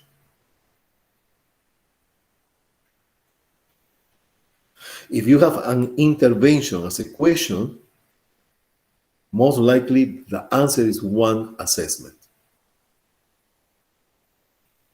We okay with that? Yes. Yeah. Okay, and this is going to help you to divide, because in the options they could be, for example, if they ask you an assessment, the question is about is assessment. They are asking you for an intervention. There could be in the options another assessment, and that assessment doesn't go. So mostly they don't do that kind of questions. They don't ask you an assessment to answer an assessment. So in some of the options, if if the question is an assessment and they give you one assessment as an option, that is not an answer, even though that it could be true. We got that? Yes. Okay. So those are so few tips that I'm going to give you more when you are doing pharmacology, before the HESI pharmacology. Okay, I'm going to train you with the boot camp. I'm going to train you with 3 HESI exams. We are going to do activities. You don't have idea. Very much a lot. Okay, so I'm very excited to do pharmacology. Another thing, you go to sleep now. You're not going to eat bacon in the morning. All right, you just tea or some toast, because you don't want to keep your stomach busy putting the blood in your stomach, not in your brain. Because if you're digesting, your blood flow is going to the stomach, to the GI tract, not to the brain. And that's what you want to be. So some small necessary breakfast, a toast, a tea, some sugar. Take some candies with you. If you feel sleepy during the scene, just take a candy, or before. You cannot take a candy in the exam, but before the exam. And actually, one more thing, I'm giving you a review of 4 hours when I do this, and I'm giving you in 10 minutes, and there is 2 more minutes. When you're going to take the exam, you need to have tests. You're going to need to check your anxiety, stress. If you're stressed, you're not going to go far. So you need to have 3, literally, you need to have 3 deep breathing and blow 3 times. And don't think, you need to actually the attitude that you're going to take to the exam. You're not going to think about, what about if I fail? You're not thinking about what my family is going to say. If you say that, you're shooting yourself in your foot. So be as a soldier. Go straight and fight. It's not a fight, but definitely it's a challenge. Okay, so, and this is one of many things that you're going to pass through. And you're going to basically train yourself, and you're going to be strong at the end. I can tell you, look at yourself again, as I tell you, look at the mirror yourself. After this nutrition, anatomy, fundamentals, and bioscience, you already see somebody who is different. And that difference is for better. Okay, so keep going. This is one of the many. This is not the end of the world or nothing. It's just one more jump, one more leap. All right, guys, thank you so much. I will see you tomorrow. I will stay if you need something from me. It's 9 o'clock, so I will stay until the end if somebody want to comment, say, or do something. Okay? See you then. Thank you so much. Have a good night. Thank you. Good night. Thank you, Thank Dr. you. Thank you. Thank you. Thank you. Thank you, Dr. G, as Thank you. always. Thank you, Ms. Rick. My pleasure. Hello. Bye, Ms. Thank you. Good night. Sam, thank you so much. Take care. Ms. Susana, any question? Samantha? Yes, Dr. G. Sam- Wednesday after everyone presents, we're gonna be done. Wednesday, yes. Yeah. After the presentation, yes. Okay. Thank you, Dr. G. Okay. All right. So just prepare yourself for tomorrow. Okay. Okay. Thank you. Okay. Take care. Bye.